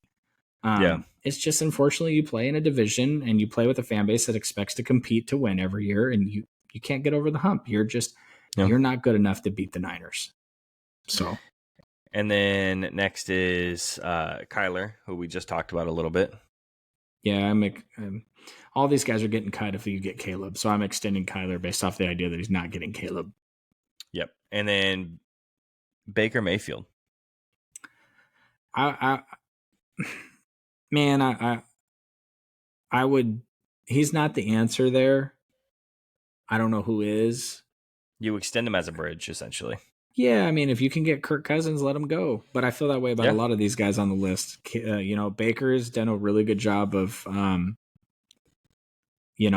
they got a decent little offense. Rashawn White's a nice young player. Mike Evans. That's the thing, man. If Mike Evans isn't back that next year, I don't know who you put in there who's gonna do any good for you. So yeah, I mean, he's probably got a little moderate 1 to 2 year extension in my mind. And then I'm extending Baker off of bridge. Next is this Derek next Carr. one must be good. Cut, bro. That dude's Get trash. This dude out of here, bro. What happened to my bro? guy, Derek? Oh my gosh, I'm glad we're on the same path with this. This dude balled out for the Raiders a couple years. We're like, man, somebody save this kid. Get this kid some talent. Get this kid Devontae. Get this kid anything. Get this guy a wide receiver that's not going to run someone over and kill them. Like, help this kid out. And now he goes to the I shouldn't have said that, huh? Rest in peace. Derek Carr sucks. Why does he suck? What happened? Yep. Man. Yeah, Do you think you think him and David sit around at like Thanksgiving dinner and like, man, we both made it to the NFL. We both suck. Do you think it's genetic? You think they look at their dad and you're like, you asshole. This is your fault. Yeah, what the hell? Like, you got us there, but not good enough. I don't know how they continue to trot that dude. Like, they might as well just start Taysom Hill. Like, run the Wildcat or something, because Derek Carr, like, man. Right. It's so, God, it's so, and they got so talent, funny bro. Chris Olave, Michael Thomas, Alvin Kamara. How can you not be better? How can you look so mediocre? This is what I'm talking about. If you put Brock Purdy in that offense, Brock Purdy's the best offense in the league. They would not look like this. They would not. If you put Derek Carr in the 49ers, that's like running freaking 85 gasoline in a Ferrari. You can't do that. Don't put that in a Ferrari. So last year, that's going to be a good clip. The Kings of the second tier, Dak and Derek Carr. Dak's been the MVP for the second tier for a long time. And I think with this year, Dak, urges himself up and gets 100%. Himself almost in in that he's right there. As did Kirk before he got hurt. Yeah, no, absolutely. And then Derek just falls, bro. He jumped off a building. If we have a tier list of S tier to F tier, and he's sitting there in that B tier, he jumped down, like cut immediately. We don't need him on the team. It's not worth it. Get him out of here. And then on top of that, this is something going to be for a future podcast. We talked about the Chargers and their kind of like state of where they're going to be going next. The Saints are in like the worst situation in the league. Yes. Yeah, because they're cap space, and like they're not going to have any cap space until like goddamn 2029. Like they have nothing. I think Derek Carr's a backup quarterback next year, man. I think Derek Carr is going on the Sam Darnold train. Like, you back up a really good – somebody is going to sign Derek Carr and is going to give him a little bit of money because they need an insurance. Derek Carr in Indianapolis backing up an Anthony Richardson next year. That type of situation. Or Derek Carr in Tennessee backing up. These teams that think they're good enough to get to the next level, but their quarterback – play or quarterback situation is a little suspicious because of injuries or whatnot. That's where Derek Carr's a backup quarterback going forward. I've said it. I say my piece. Yep. And then next is Russell Wilson. I don't know. Weird. Super weird from last year to this year. Yeah, man. Maybe he just took some time to learn the defense. They got trounced earlier this year by the Dolphins, and they keep winning. The thing is if you believe in Sean Payton, then you think Sean Payton can take any mid-tier quarterback and be successful with him. The fact of the matter is they can't cut him, so it doesn't matter. Yeah. He's going to be their quarterback till his contract runs out, just like Deshaun Watson. I don't know if he's on the list or not. He's probably below bottom 25, but you're rolling with them because you have to. But I would feel a lot better. I feel a lot better about Russell Wilson than I do Derek Carr. Yeah. The thing about, to go back to him for 1 second, is, man, the Jimmy Garoppolo situation in the Raiders has been an absolute disaster, and they would not take back the decision. They would just roll with Aiden. No, we don't need Derek Carr. Nah, Jimmy sucks. We'll just roll with this guy. Yep. So, yeah. And then I would, if I'm making the decision, I'm not extending him, but I'm also not cutting him either. He's in the, if I had to make a decision, I'm extending him. If I was forced gunpoint to the head, you have to make a decision, I'm extending him. Russell? Yeah. Okay. And Daniel Jones.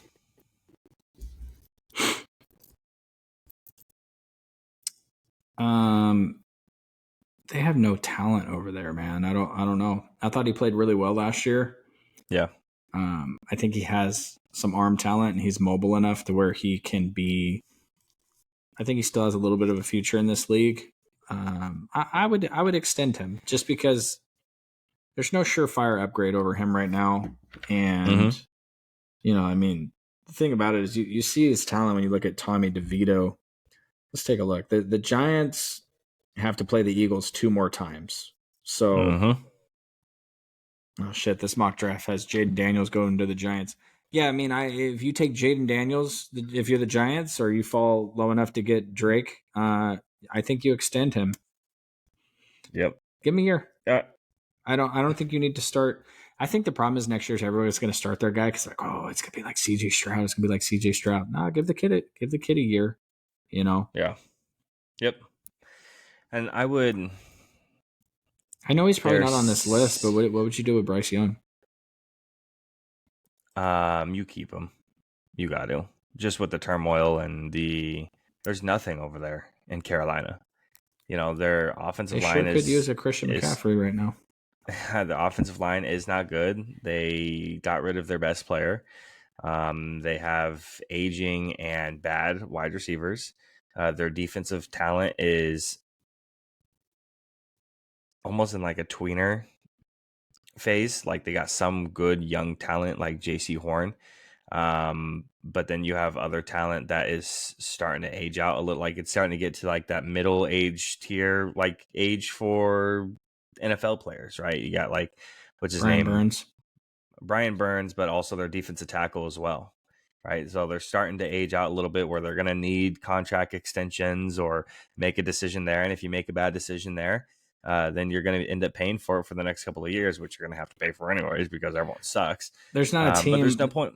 There's no point to make those signings if you're not even going to. They're not going to give you an opportunity to win games, especially if you don't want to win games. There's not a player on that team that's coming up on a contract extension, in my opinion. They keep like every offseason trade deadline. Maybe we'll move Brian Burns. Just move the dude. Let him go play for a winner. Get your picks.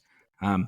The only player on that team that's extension eligible, in my opinion, is J.C. Horn. Like that's the only player that you're looking at moving forward with. Everybody else is just there's the same situation with the Cardinals to a more extent. They just need more talent. Like you can't compete in the NFL with that roster. So you need to upgrade it.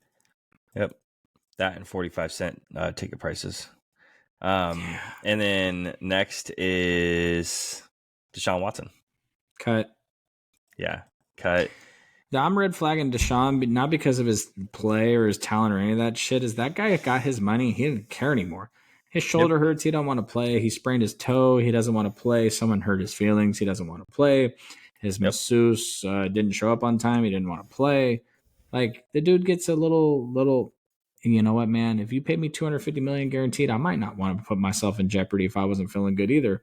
Think about these NFL players, man. You think about the amount of like coming out of halftime. The amount of pain. Did you see like that hit that Brock Purdy took and he's like writhing all over the ground and he looks like he's like broke his arm or something like that. And then like Sam Darnold comes in and then 3 plays later, Brock Purdy throws a touchdown. NFL players are like, I'm not an NFL player, man. I got a hangnail that hurts and it's like bothered me all day. I'm Deshaun Watson minus the, the bad stuff. Like, and it's like Zach Martin. You know, he got hurt and he goes off the field and he doesn't come back, and he's most likely going to play next week.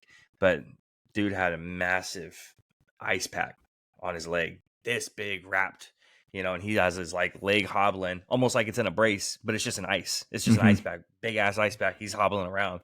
You know, so yeah, and he's going to come back and he's going to play next week, and he's going to play an all pro level as he always does. Right? It's crazy. And then Matt Stafford. Extend. Yeah.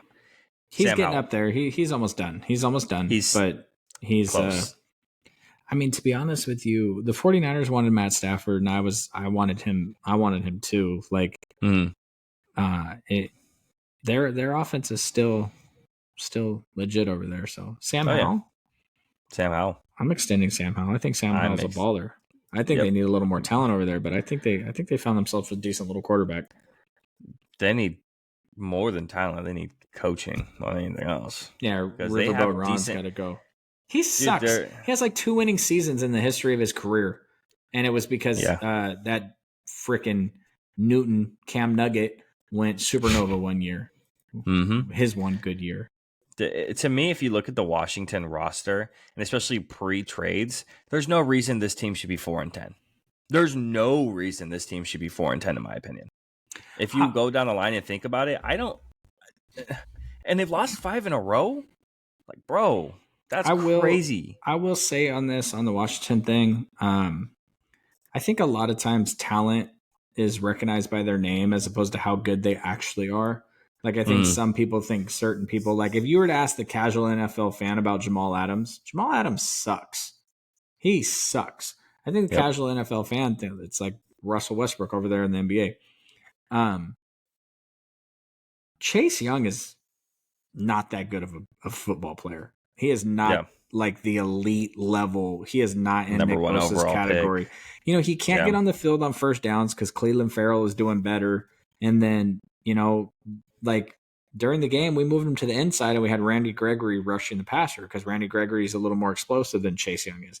That's a big dude, and he's more of a run defender, but he doesn't want to get in there and get nasty on the run defensive side. He just wants to rush the passer. So, I know they had talent name wise, but they need a coach. And the thing is, they got a new owner, so it's not as toxic as it was before. But you know what that NFL team needs? This is going to be funny or weird, but they need a freaking exorcism.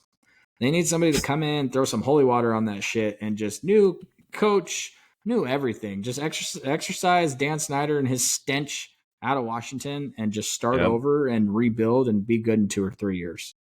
Yep. And then we have 2 more. Kenny Pickett.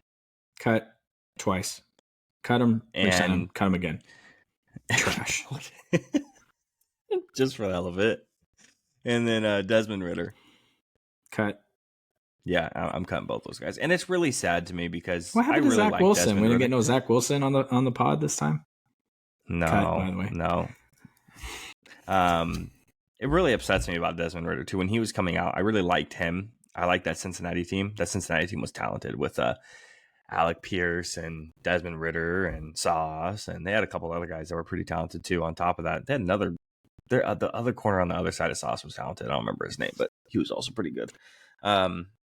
But it upsets me because I remember watching film on Desmond Ridder and being like, I really like this guy's accuracy. Like, he's really poised and he seems like he's there. And I also fell in love with Alec Pierce too, and he's actually been pretty good for the Colts, and I like that, but it sucks. I do this sometimes. I fall in love with a player because of Madden. I think I beat you in the Super Bowl in our franchise league with Desmond Ridder. I was like, this kid's a beast. And then you give him Bijan and Kyle Pitts and Drake London and every single young talented tool you can think of, and it's just like, it's mediocre, man. It just, I think their coach sucks. I think he's an absolute joke. Every time he talks to the media, it's a joke. I don't care about your fantasy team. What do you care about your team? Because your team sucks. And your offense sucks. It's like Brandon Staley every week. Just to be clear, I'm calling the plays. Well, we're just asking because your defense looks like shit. And you're supposed to be good at defense. It's the same thing with the Falcons, man. Coach got to go. The same, man. If I had it my way, Kirk Cousins would play for like 4 different teams next year. Which is funny because you wouldn't think as a fan of a team in the NFL, the 49ers, I want any teams to get better. I'm okay with it all mediocrity, but I love to watch football and I want to watch good Yep. football. I don't want to watch Yep. the Patriots versus whoever on Thursday Night Football and whatever a Bailey Zappi is. I don't want to watch that. I want to watch that stuff last night between the Eagles and the Seahawks, man. You saw the Snapchats I was sending you. I was freaking hyped for it. That was awesome. Nobody wants to see 6-9. That sucks. Yep. Absolutely. I agree. For the podcast, let the record show that the biggest and the greatest quarterback of all time in Madden is the Easton Stick. I just want to point that out. 6,000 yards. In one season. So same thing same thing with the Chargers. I was like, hey, Easton Stick. I know that guy. He's kind of a baller. Yeah, when I saw that, I was like, oh, dude, the Madden legend, bro. They also got the TCU quarterback on their roster. Oh yeah, now. Max Duggan. Yeah, that they do. He's the reason that the old Florida people are all pissed off this year because we don't want to rewatch what happened last year in the college football playoff because they caught fire a little bit. College football wants ratings, not feel good stories. Save that shit for Netflix. Dude, that's perfect segue. The last thing we're gonna do last thing we're going to do on the football side is we're going to do a preview and predictions of the college football playoffs. So we have Washington playing Texas and Michigan playing Alabama. I want to hear your thoughts. You watch a little bit more college football than I do. I really get into the nitty gritty of it all. Once the draft comes around, I really only pay attention to the players, not the teams. I do really enjoy when we start getting together, and it's going to be fun this year doing it on the pod. But I do really enjoy when you text me or message me about a player, and you're like, dude, this guy's a stud. I'm like, yeah, bro. I was watching him 13 weeks ago. The best thing about college football, and when you start watching it and following it like I have, especially through an NFL draft view, is you see the NFL talent on the field, especially when you're watching something else. We've talked about Jalen Carter and watching a certain player, and then you're like, who the heck is that? Same thing with Brock Bowers this year. I forget who I was watching last year, but it's just like these teams just – anyways, I don't want to hijack it talking about the draft. But as far as the matchups go, I mean, what do I want? What do I think? I mean, I want Harbaugh to win. I want Michigan to win. I'm not a Michigan fan for any other reason except for Harbaugh, and I like to see something different. I don't want to see Alabama win again, but if Alabama can go in there and upset them, that's big time for college football. And Saban's still a stud, and he's struggling. He's going to struggle going forward because of the NIL money and not being able to recruit the way he used to. And then as far as the second matchup goes, that's going to be a hell of a ball game, man. That's the one I'm more excited about. I'm more excited about that game that week than some of the upcoming NFL playoff games because for college football, for Texas to be a legit threat, that's massive for them. And that's what we want. We want more legit threats. We don't want to know every year, Bama's going to win. Let's just skip the season. So for them to establish themselves, get some recruiting in there, and there's a couple of teams that are looking really strong for next year. We want Texas to win. I don't know if they're going to. And for the sanctity of having a really good college football championship, I think not having Texas win is what's best in terms of who might potentially be able to beat Michigan. I don't see Texas beating Michigan. And they already beat Bama. So, I mean, is there anything about the college football playoff? I mean, I know you don't follow it as strongly during the season, but is there anything about those teams that speaks out to you in terms of does Alabama making it to the college football championship think to yourself, I mean, the game's on I forget when the game's on, but it's on, after the first week of January. Do you say to yourself, man, I'm really going to watch Alabama versus Washington, or I'm really going to watch Michigan, Texas? If you could book it, which way would you go? What I would want to watch the most is let me ask, who's starting for Texas right now? The kid that's coming out, Quinn. Okay, so Or he Quinn may is not be okay. coming out. I think he's going to come out. But because what are you going to do with Arch if he doesn't come out? Okay. Just watching, I think, quarterback play. I think I want to watch. I think Texas and Washington's more appealing to me, just watching the quarterback play in general, Sure. obviously.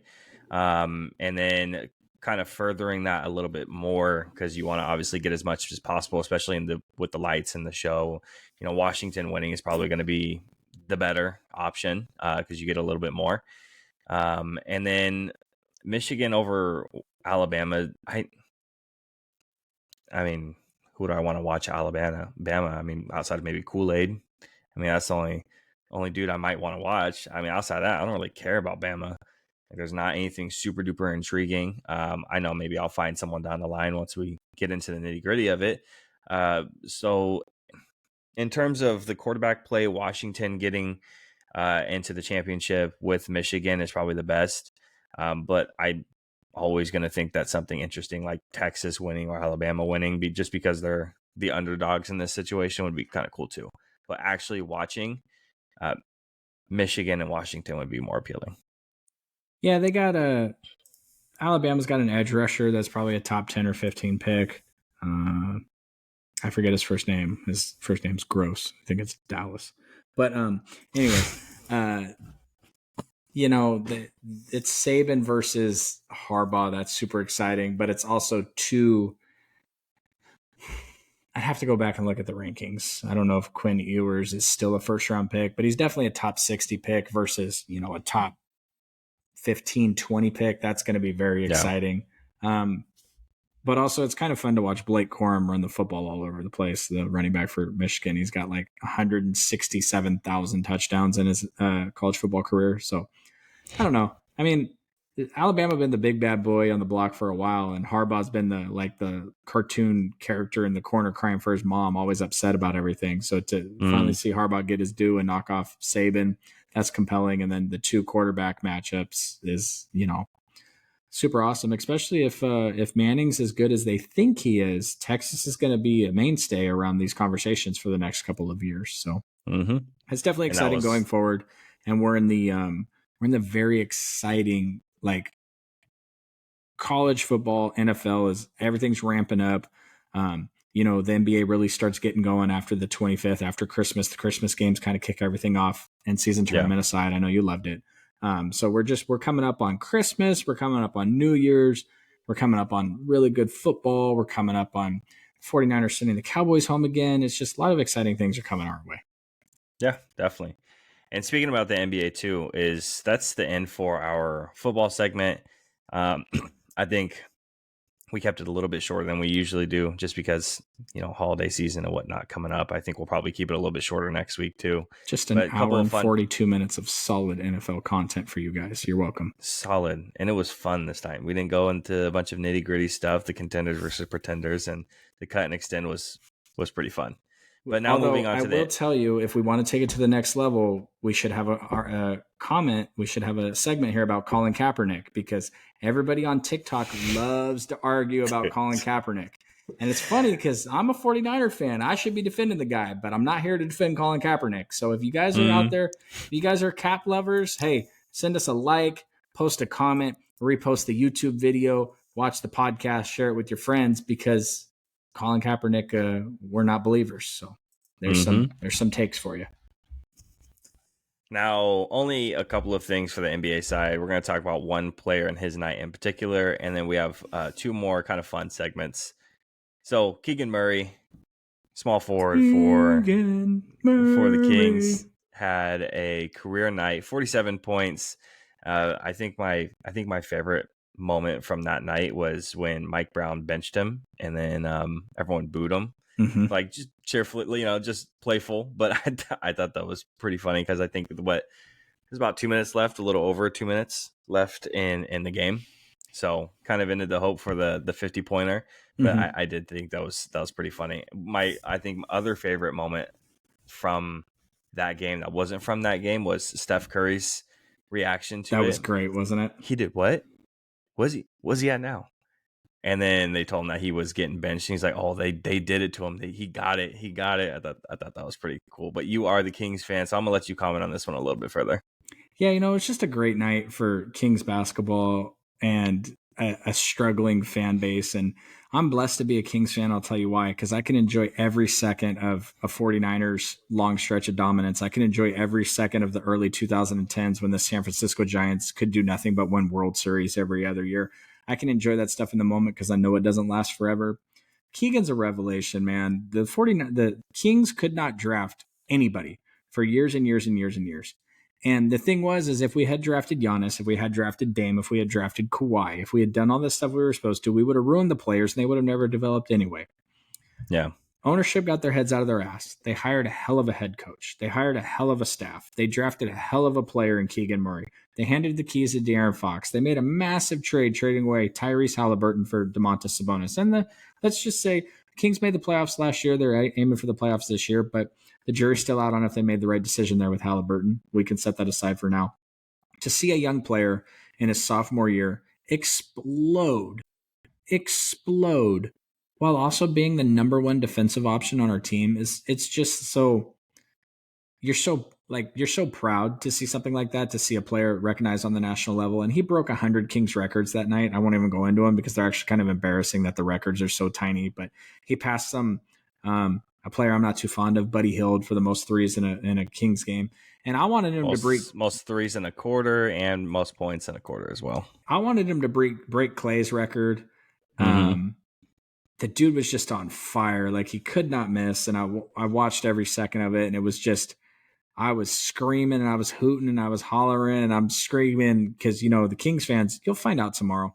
When he makes a three, the announcer yells out, Keegan, and then the crowd yells back, Murray. So announcer Scott is his name on Twitter. His voice is going hoarse. People are going crazy. And then you come back down the other end of the court and he's guarding their best player.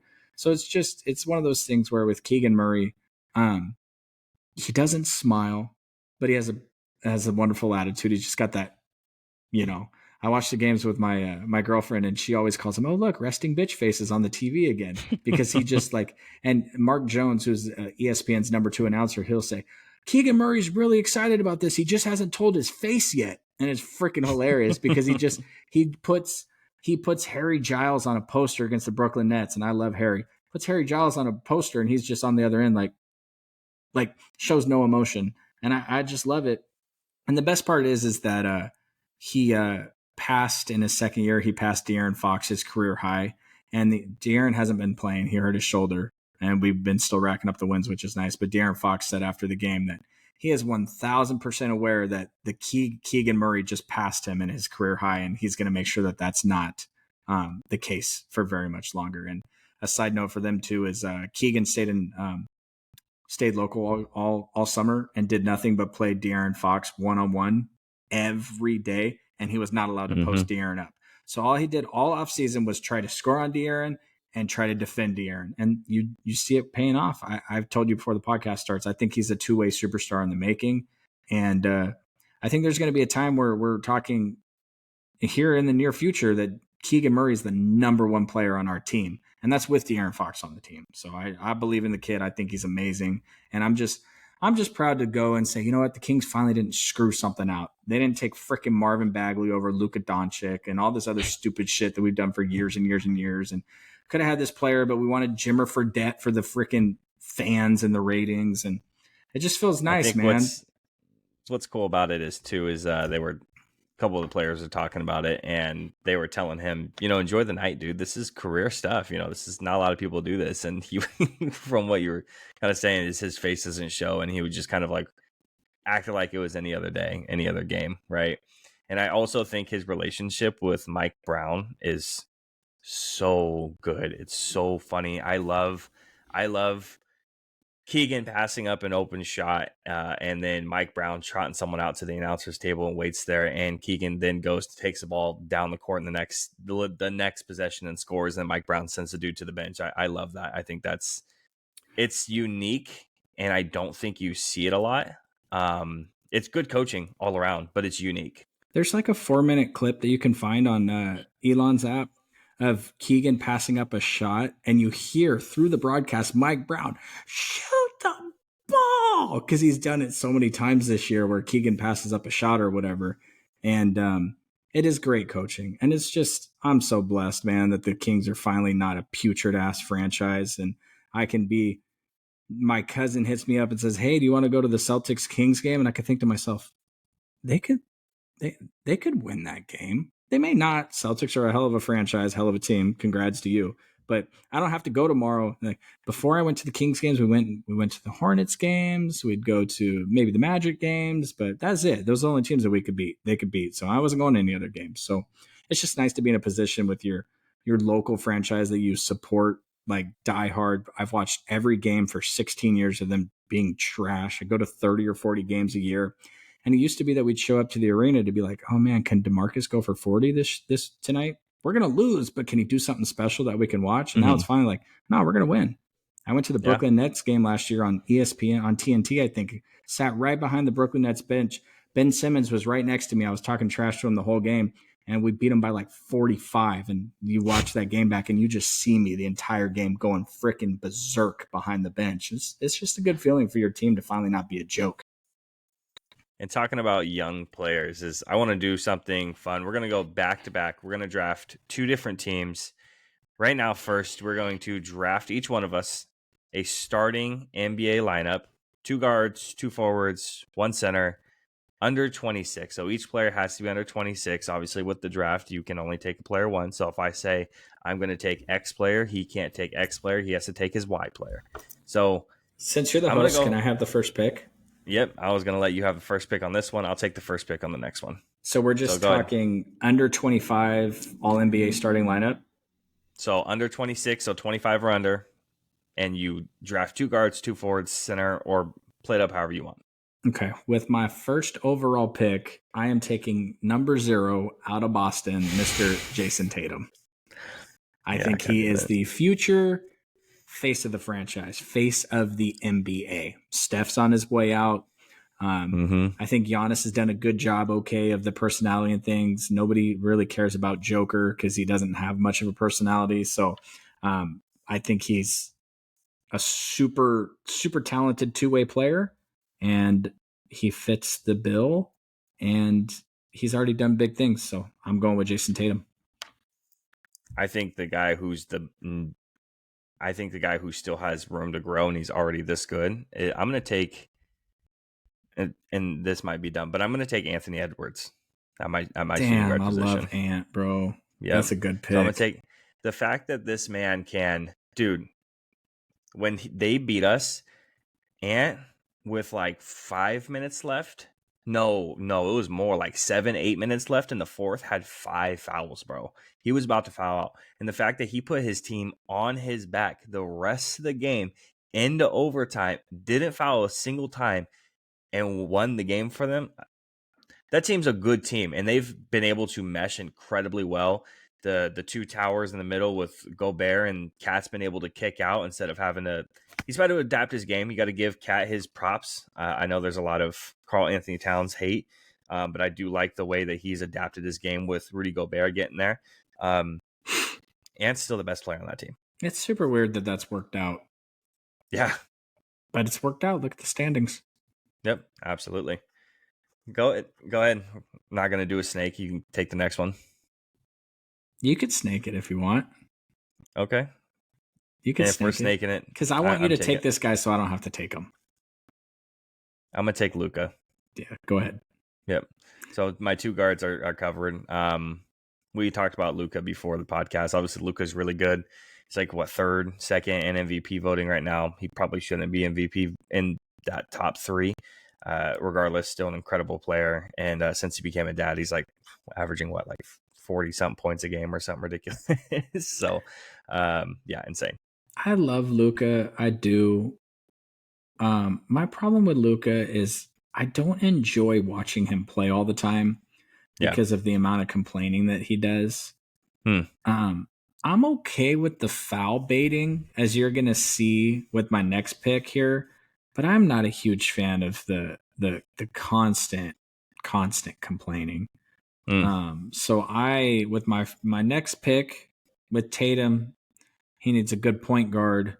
And I'm not going to pick the guy that's going to get suspended for showing his guns on TV or on social media, even though Ja is the truth. I'm gonna go with Shai. Shai is he's an MVP candidate this year, I guess. OKC's killing it. They got a good young roster, and I think Shai and Tatum is it's a very strong pairing so far to move my team forward to beat your young team. And I think the other honorable mention there, because since the other honorable mention would be Tyrese Halliburton. There is the other, but the fact that he leads the league in assists, and if you factor in turnovers on top of that, it's not close. It's not even anywhere close. My thing with Tyrese is that we can't ever talk about how good Tyrese is without acting like the Kings made some massive mistake when they traded for a piece that took them to the playoffs for the first time in 16 years. They almost beat the Warriors in the playoffs, and they're good again this year. So if we can have this conversation about Tyrese without bringing the Kings into it, it's okay to admit that DeMontis wasn't working for the Pacers, and there wasn't going to be a way for the Kings, for Tyrese and De'Aaron to move forward together. It's okay to admit that. And the also thing is at the time the trade was made, the Pacers didn't want De'Aaron. He wasn't what he is now. De'Aaron is De'Aaron under Mike Brown. He's a superstar now under Mike Brown. He was not a superstar when the Pacers took Tyrese. So would we have liked to have kept Tyrese and got DeMontis? Maybe. But it's working out for both franchises so far. So I'm not going to be a Kings homer. So Keegan is not on the list yet, but my boy is so good. So I got Shai, I got Jason Tatum, and we're snaking. So I'm the next pick. And just because there's a lack of talent at this position, I'm going to go ahead and with my next pick, I'm going to take Mr. Wembyana and play him at center because he's not there yet. And Sengun down there in Houston is really, really, really, really good. But I think that Victor, moving forward, is going to do whatever he wants, Kevin Durant style, for as long as he wants to do it. And in a couple of years, when he puts that weight on his body, look out. He just moves so smoothly. Like watching and Chet. That would have been my one too. If you watch Chet and then you watch Victor, Chet's good. I like him. He's a nice ball player. Victor is just next level. When you look at the two of them and just how they move, athleticism-wise, on the court, there's a reason why you don't have a ton of 7'6", 7'8" players because they generally can't move the way that Victor can. Yeah, and I really like Chet, but unfortunately, he wouldn't be my center pick. But it is my pick next, and I'm going to make sure I take my power forward. Actually, gosh, I don't know. I almost want you to make the decision for power forward for me. You know what? And I am going to let you make the decision for power forward for me. So I'm going to take Sengun. I'm going to take Alperen Sengun. Okay. You know, Chet is right there, right next to him, walking with him. And it was really hard to make a decision between the two, whether it's Sengun or Chet, because Chet's efficiency this year is really incredible for his first full season. But I think Sengun has something special with the talent around him. I think he can be something incredible. Obviously, the comparison is, he's baby Jokic or whatever, which obviously I don't know how much anyone really likes the comparisons. But at the end of the day, it does draw comparisons, and he might have the brighter future, especially since he already has the weight on him. He's built for it. I like him a little bit better. And like I said, I'm not going to pick my power forward because I'm going to let you make that decision for me. I'm going to take my small forward, and I'm actually going to take Franz Wagner. He's been really good for the Magic this year. He's gotten a lot better. He's really good in the second half. The second half of games, he turns it up to 10, and he'll carry that team to a potential win. I find him. He might be the best player on that team. Is that because they beat you guys? No. They did, right? I do like the Magic's roster, though. They did. I'm trying to search to make sure this guy, that I can't find it because my computer's all wonky. Are we taking players that are 26 or they have to be under 26? Under 26. Okay. All right, so recap your team for me real quick. So I have Luka and Ant. I have Franz Wagner and Alperen Sengun. And I have Shai, Tatum, and Victor Wembanyama. Yep. So you're going to give me Zion. Yep. So you're taking Zion. I'm taking Jaren Jackson Jr. I have to take Zion, even though I have another hole on my roster. I have to take Zion. You know who I had to check to see how old he was, and he's 26, is Brandon Ingram, because I love Brandon Ingram, but he's a little too old for this exercise. That was my small forward. If it's actually really hard to find small forwards under that age of 26 outside of Tatum. So that was the one I was struggling out with a little bit. I got Shai. I have Zion, I have Victor Wembanyama, and I have Mr. Tatum. So I am looking for a player that is under the age of 25 at the guard. And I want... So you're going to take Jaren Jackson Jr., so you're done. Yep, I'm going to take Jaren Jackson Jr. So... do I want Jalen Brunson or do I want Darius Garland? Who do I want? You want Tyrese Maxey. Oh, bro, he's had one good year. I don't know, man. He showed flashes last year, and then you get Harden out of there, and you actually give him the full starting spot, and he's doing what he's doing right now. You know. Yeah. The thing about it, I think we've all picked teams that are like De'Aaron just turned 26, just so you know. December 20th, just turned 26. So he doesn't count. I think we've all picked players that are like the highlight of their team.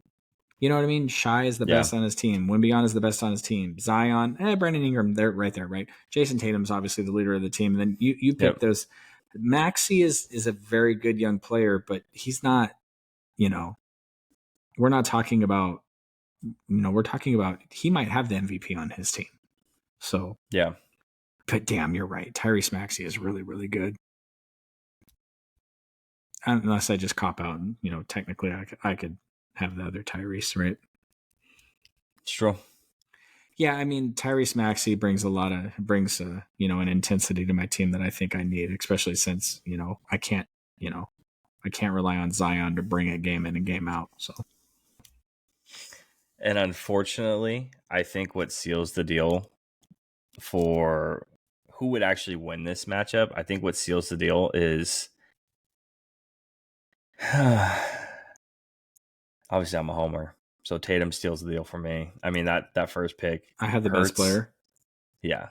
You have the best player. You have a top 3, 4, 5 guy in the league, If we could let every GM have the pick, if every GM could have the pick, how many would take Tatum over Luka?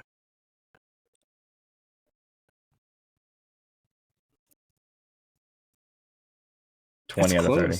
You think 20 out of 30?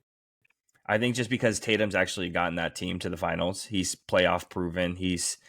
Even though he's only 25, he still feels like he's been in the league for 10 years almost, because he's that good and he's that mature. He's that seasoned. You don't hear shit from him. You don't gotta worry about him. He does his own thing, right? The most off the court antics that he ever has or that ever gets posted about him is, Deuce, right? His son Deuce gets posted as much as Tatum does, but outside of that, it's not like you're worried about anything. To a detriment to him, to be honest with you, I think there's a reason why Luka is got the shine that Tatum doesn't, because Tatum isn't. He needs a little more in the way of marketing if he wants to take what I called him. I called him the future face of the league. I gotta be honest with you. I'm gonna rescind everything I said. I'm gonna take Ja. I have to, because we're just talking talent here. But I mean, Ja Morant is. I mean, before he went on his path he's just, So, man, there's a lot of good young talent at that age, especially. I'm a huge Jason Tatum fan. I hope he sprains his ankle tomorrow and can't play. But, it's just the watching Jason Tatum play basketball is so much more aesthetically pleasing than watching Luka, than watching SGA, than watching him. I love watching Darren Fox play basketball because he's not call baiting. He's not trying to get to the line Yeah. 50 times a game. He just goes out Yep. and plays basketball. And Tatum That's why I goes like out and about Ant plays too. basketball. Ant too, Yep. 100%. Same thing with Ant. Yeah. I Those love guys are Ant. fun to watch. I love Ant because Ant loves Sacramento. Every time he comes to play Sacramento, he loves Sacramento. So it makes me think, ooh, maybe we got a shot. You know what I mean? Right. He's probably one of the only players in the league that I would consider involving Kyler Murray in. People are talking about, yeah, the Raptors want Kyler Murray for OG Anunoby. Yeah, congratulations. Not going to happen. Not in a million years. And you know what I want? I want my owner to triple my salary tomorrow, but it ain't going to happen. So. All right. And then we're going to draft one more team. We're going to draft a starting all defensive team, all time, 2 guards, 2 forwards, 1 center. The reason why this whole thing came about is because of Draymond. I don't know if he's on either one of our lists on guys we would pick all time. But I feel like it's kind of easy to forget that how good he has been defensively because of all the antics. So I was curious, where would we draft some of these guys on our team? So I guess I can take the first pick, right? You took out the first one, last one. Please do.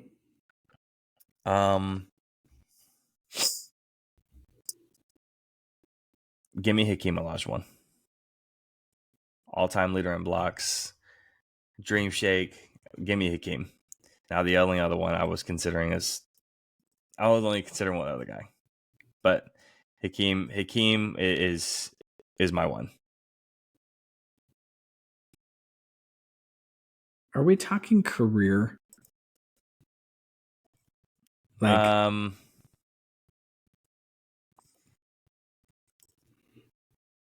the thing is, you want to go peak? Well, I mean, damn, bro, you just took Hakeem. I'll just take Jordan. Yeah, that was. And was the thing is once you take Hakeem, I don't have to worry about taking a center because you only get one. So. Mm-hmm. So you would take MJ, and then who else would you take? And I'm taking MJ at the height of his powers in his era. People, man, hopefully this doesn't get clipped and go viral. I think MJ in today's game is just a guy. I think he's just a top 5 guy. I don't think he's MJ. I just the talent he played around and the way he was with his body and his athleticism, the things he could do with the basketball, everybody does nowadays. People have literally patented their game off of him. You know what I mean? But defensively wise, the thing about MJ is that the aggression he brought every single night on the court, on both sides of the court. There's a funny clip I just watched the other day where I forget who it was, man. I think it might have been damn, I should have researched that better. But he had a sprained ankle that day, and Chicago came into town. Michael comes up to him before the game. It might have been Byron Scott. I think it was Byron Scott. Yo, you're not playing tonight. And Scott's like, no, man, I hurt my ankle. And he's like, who's guarding me? I think it was like maybe Sidney Moncrief or somebody, right? And Jordan's like, oh, 50. Let him know, 50. And like Byron Scott, he goes back to the locker room. He walks up to the dude. He's like, yo, just gotta let you know, try not to piss Mike off tonight, man. Try not to piss Mike off. And this is a podcast. They're talking about it. And like the next clip, it just has the box score, and Michael went for 57 that night. You know what I mean? Like that was his, who's guarding me tonight? Oh, 50. That's not easy to do in the NBA, score 50. And he brought it on the defensive end. So for that, I'm glad you grabbed Hakeem. I'm going to go with Michael at the 2 guard. Because since it's a snake, we're still doing the snake, right? Mm-hmm. Number 3, I'm going to go ahead and take Kawhi. Damn it. Yeah, that's I thought you were going to go for your other guard. And so I was like, all right, cool. I can lock up Kawhi and call it a day. Damn. Okay. Yeah, give me Gary Payton. Fucker. At the point guard. Give me Gary Payton. And then I'm between 2 guys, but I'm going to take him because I think he's nasty. So let's go Dennis Rodman at the the power forward spot. Yep. So I got Hakeem, Dennis Rodman, and Gary Payton, while you have MJ and Kawhi so far. Okay. I'm gonna get a little crazy with this because I think this is All fun. right. I got MJ and Kawhi. Got my 2 and my 3 figured out. I'm gonna go ahead and pencil in at my 5 during his prime. I'm gonna go ahead and put Dwight Howard right there. Okay. Yeah. I think the problem is he's a weirdo, and social media exploded as Dwight Howard was becoming a weirdo. Please go back and watch my man Dwight for the Orlando Magic and what he brought defensively. And Dwight Howard didn't get played off the game and played off the floor in playoff games. Our modern bigs, Rudy Gobert, that dude doesn't play in playoff games because he gets put in the pick and roll and he can't do it. And maybe Dwight Howard in today's game would be put in the pick and roll, but I'm gonna go ahead and go with Dwight Howard. So I got a 2, a 3, and a 5. Now the number 1, we just talked about him the other night, so I'm gonna leave him to the end since you can't pick him. But Kings franchise legend coming down on that one. At number 4, so I got Jordan, fierce defender. I got Kawhi, fierce defender. I got, you know who one of the best power forward defenders of all time is? I got to take him, man. I fucking hate him, but I got to take him. I'm putting Draymond Green right there, bro. I got to put him. Wow. I gotta respect the last, what he's done and not the weird mental trip he's on now.